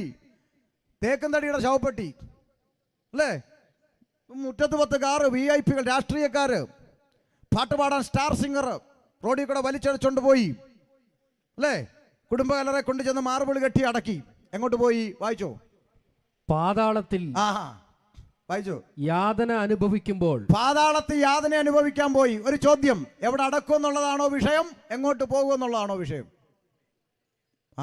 അത് ബോധം വന്നെങ്കിൽ ചിന്തിച്ചോണം. പാതാളത്തിൽ യാതന അനുഭവിക്കുമ്പോൾ മേലോട്ട് നോക്കി. ഒരു ചോദ്യം നിങ്ങളോട് ചോദിക്കുക. ചില ആളുകൾ പറയുന്നത് ഇങ്ങനെയാ, നമ്മൾ ഈ പറയുന്ന രക്ഷയും സ്നാനവും ഇവർ ഈ പറയുന്ന കലവില ഇതൊന്നും അല്ല. പിന്നെന്താ? നമ്മൾ നല്ല പ്രവൃത്തി ചെയ്ത് അങ്ങ് ജീവിച്ചാൽ മതി, എവിടെ പോവും? അങ്ങനെ പറയുന്ന ചില ആളുകളെ കണ്ടിട്ടില്ലേ? ഒരു ചോദ്യം നിങ്ങളോട് ചോദിക്കട്ടെ. നല്ല പ്രവൃത്തിയുടെ അടിസ്ഥാനത്തിലാണ് സ്വർഗം കിട്ടുന്നതെങ്കിൽ ഇവിടെ പറുദീസയിൽ പോകേണ്ടത് ആരാ? ധനവാനാണോ ദരിദ്രനാണോ? പറ. ആരാ പോണ്ടേ? ധനവാനാ പോണ്ടേ. കാര്യം എന്താ? അവന്റെ പടിപ്പുരക്കൽ പട്ടി നക്കുന്ന ഒരുത്തനെ കിടക്കാൻ അനുവദിച്ചില്ലേ? നിങ്ങൾ സമ്മതിക്കുമോ? നിങ്ങൾ സമ്മതിക്കുമോ? സത്യസന്ധമായി പറ. നിങ്ങളുടെ വീട്ടിൻ്റെ ഗേറ്റിൻ്റെ സൈഡിൽ പട്ടികൾ വന്ന് നക്കുന്ന രീതിയിൽ നാറ്റമുള്ള വ്രണവുമായിട്ട് ഒരുത്തൻ കിടക്കുക നിങ്ങൾ സമ്മതിക്കുമോ? ഒന്നുമില്ലാരും എന്നും പറയാം. കാര്യം പെന്തിക്കോസൊക്കെയാണ്. അണ്ടിയോടെടുക്കുമ്പോൾ മാങ്ങയുടെ പുളി, ഇതൊക്കെ ഞാൻ എത്ര കണ്ടിരിക്കുന്നു. എന്നാ നിങ്ങൾക്ക് അത് പറഞ്ഞപ്പോൾ ഒരു സ്വത്രക്കുറവ്? ഞാൻ സത്യമല്ലേ പറഞ്ഞേ? കാര്യം ഇതൊക്കെ ശരിയാ. ഞാൻ പറയട്ടെ, നിങ്ങളുടെ ചർച്ചിൽ തന്നെ വിശ്വാസിയായ ഒരു സഹോദരൻ ഒറ്റപ്പെട്ട് ഇറങ്ങി വന്നു. ആരുമില്ല, അയ്യോ എങ്ങോട്ട് പോകുന്ന അറിയത്തില്ല, സാക്ഷ്യം പറഞ്ഞ് ഞായറാഴ്ച എഴുന്നേറ്റ് നിന്ന് കരയുക. നമ്മൾ ആശീർവാദം പറഞ്ഞു കഴിയുമ്പോൾ അടുത്ത് വന്നിട്ട് പറയും, ബ്രദറെ തളരരുത്, പ്രാർത്ഥിക്കാം, ഗ്ലോറി. അതിൻ്റെ അപ്പുറത്ത് എന്ത് ചെയ്യും? ഒരു മുറി ഞങ്ങളുടെ വീട്ടിലുണ്ട്. അതൊന്നും പറയുകയില്ല. നിങ്ങളുടെ സ്വത്രം പോയി.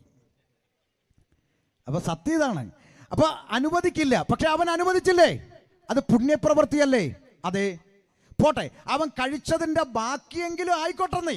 കൊണ്ടുവന്ന് ഇവന് കഴിക്കാൻ കൊടുത്തത് പുണ്യപ്രവൃത്തിയല്ലേ? എന്നിട്ടും എവിടെ പോയി? പാതാളത്തിൽ.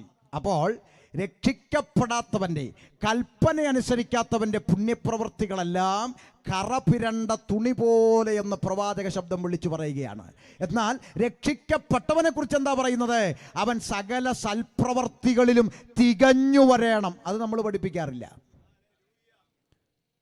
രക്ഷിക്കപ്പെട്ടവൻ്റെ നിർമ്മലമായ ഭക്തിയെക്കുറിച്ച് യാക്കോബ് പറയുന്നത്, പിതാവായ ദൈവത്തിൻ്റെ സന്നിധിയിൽ നിർമ്മലമായ ഒരു ഭക്തിയുണ്ട്. എന്താണെന്നറിയാമോ? അനാഥരെയും വിധവമാരെയും അവരുടെ സങ്കടത്തിൽ വിളിച്ചു വരുത്തി കാണുന്നത് ആണോ? പിന്നെ വിളിച്ചു വരുത്തി കാണുന്നതല്ല, ചെന്ന് കാണുന്നത്. സ്വയം മനസാക്ഷിയോടൊന്ന് ചിന്തിച്ചോണം. ഈ കോവിഡ് കാലത്ത് കഷ്ടമനുഭവിക്കുന്ന എത്ര വിധവമാരെ ഉപദേശി നീ ചെന്ന് കണ്ടു. സ്വോത്രമൊക്കെ പോയി കണ്ടോ? ഇവിടെ പലരും പ്രാർത്ഥിച്ചുകൊണ്ടിരുന്ന കർത്താവ് ഈ റൂട്ടിലോട്ട് വരല്ലേ വരല്ലേ എന്ന് പ്രാർത്ഥിച്ചുകൊണ്ടിരുന്നേ. ഞാനും അങ്ങനെ കടിഞ്ഞാണിട്ട് തന്നെയാണ് മുന്നോട്ട് പോകുന്നത്. ഇങ്ങനെ അല്ല സാധാരണ പ്രസംഗിക്കുന്നത്, നിങ്ങൾക്കറിയാം. അതിലോട്ടൊന്നും പോകുന്നില്ല, അവിടെ മാത്രം പറഞ്ഞ് ഞാൻ നിർത്തുക. അപ്പോൾ ശ്രദ്ധിച്ചോണം, നല്ല പ്രവൃത്തി ചെയ്തു, ആമേൻ, കഴിക്കുന്നതിൻ്റെ ബാക്കി തിന്നാൻ കൊടുത്തു. പക്ഷേ എവിടെ പോയി?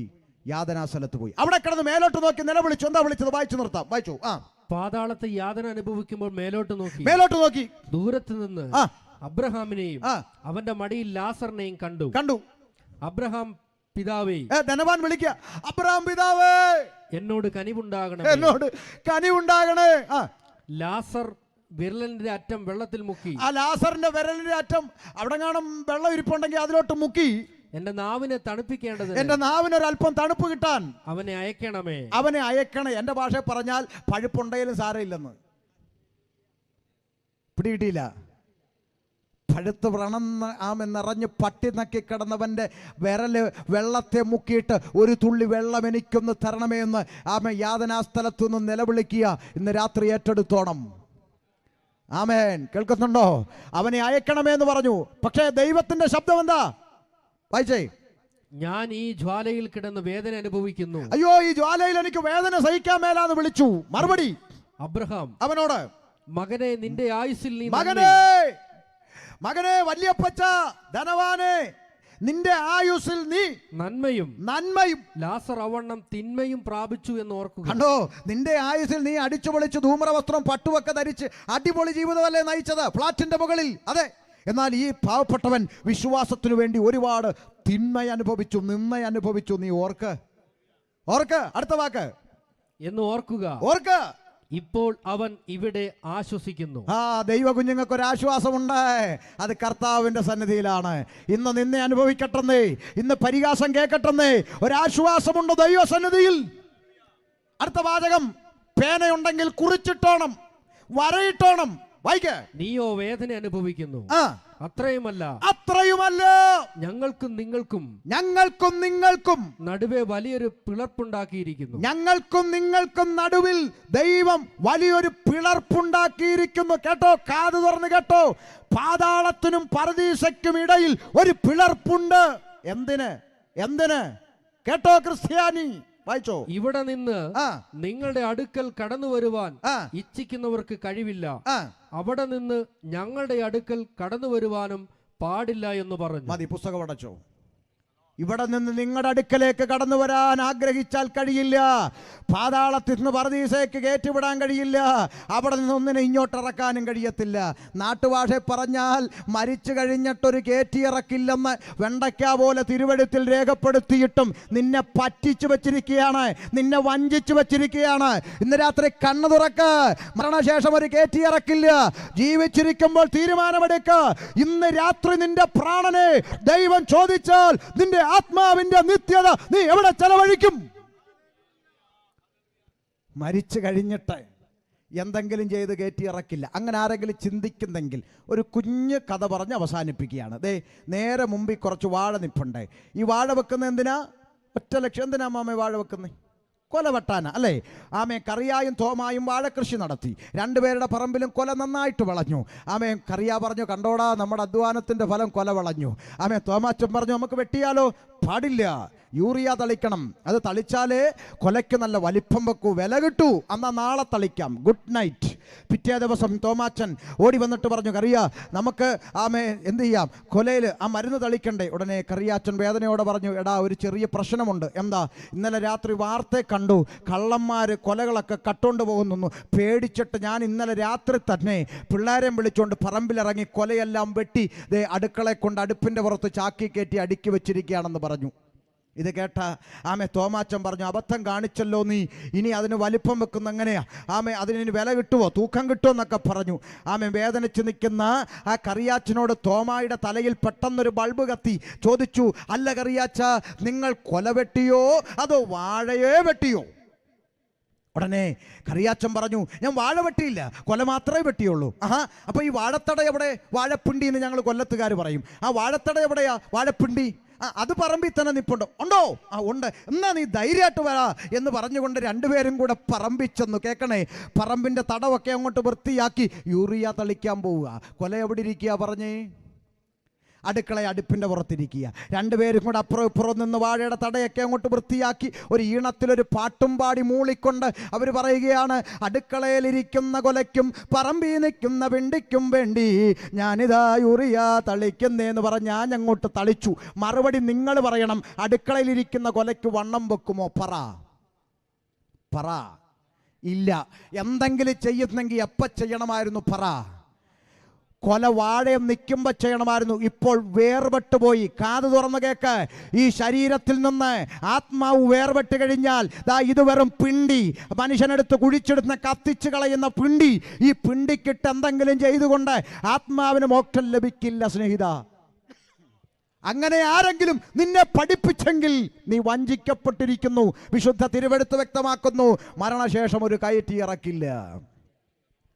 യേശു പറഞ്ഞു, മരിച്ചിട്ടല്ലോ ജീവിച്ചിരുന്ന് എന്നിൽ വിശ്വസിക്കുന്നവൻ മരിച്ചാലും ജീവിക്കും. അങ്ങനെയെങ്കിൽ ഇന്ന് രാത്രികാലം ഞാൻ എൻ്റെ വാക്കുകൾക്ക് അവസാനത്തെ കുത്തുമിടാൻ ആഗ്രഹിക്കുമ്പോൾ ഒരു കുഞ്ഞിന് മനസ്സിലാകുന്ന ഭാഷയിൽ കർത്താവിൻ്റെ വരവ് ഏറ്റവും വാതിക്കലെത്തി നിൽക്കുന്ന ഈ അന്ത്യകാലത്ത് ഒരു കുഞ്ഞിന് മനസ്സിലാകുന്ന പോലെ സുവിശേഷം ഈ ദേശത്തോട് ദൈവം വിളംബരം ചെയ്തിരിക്കുകയാണ്.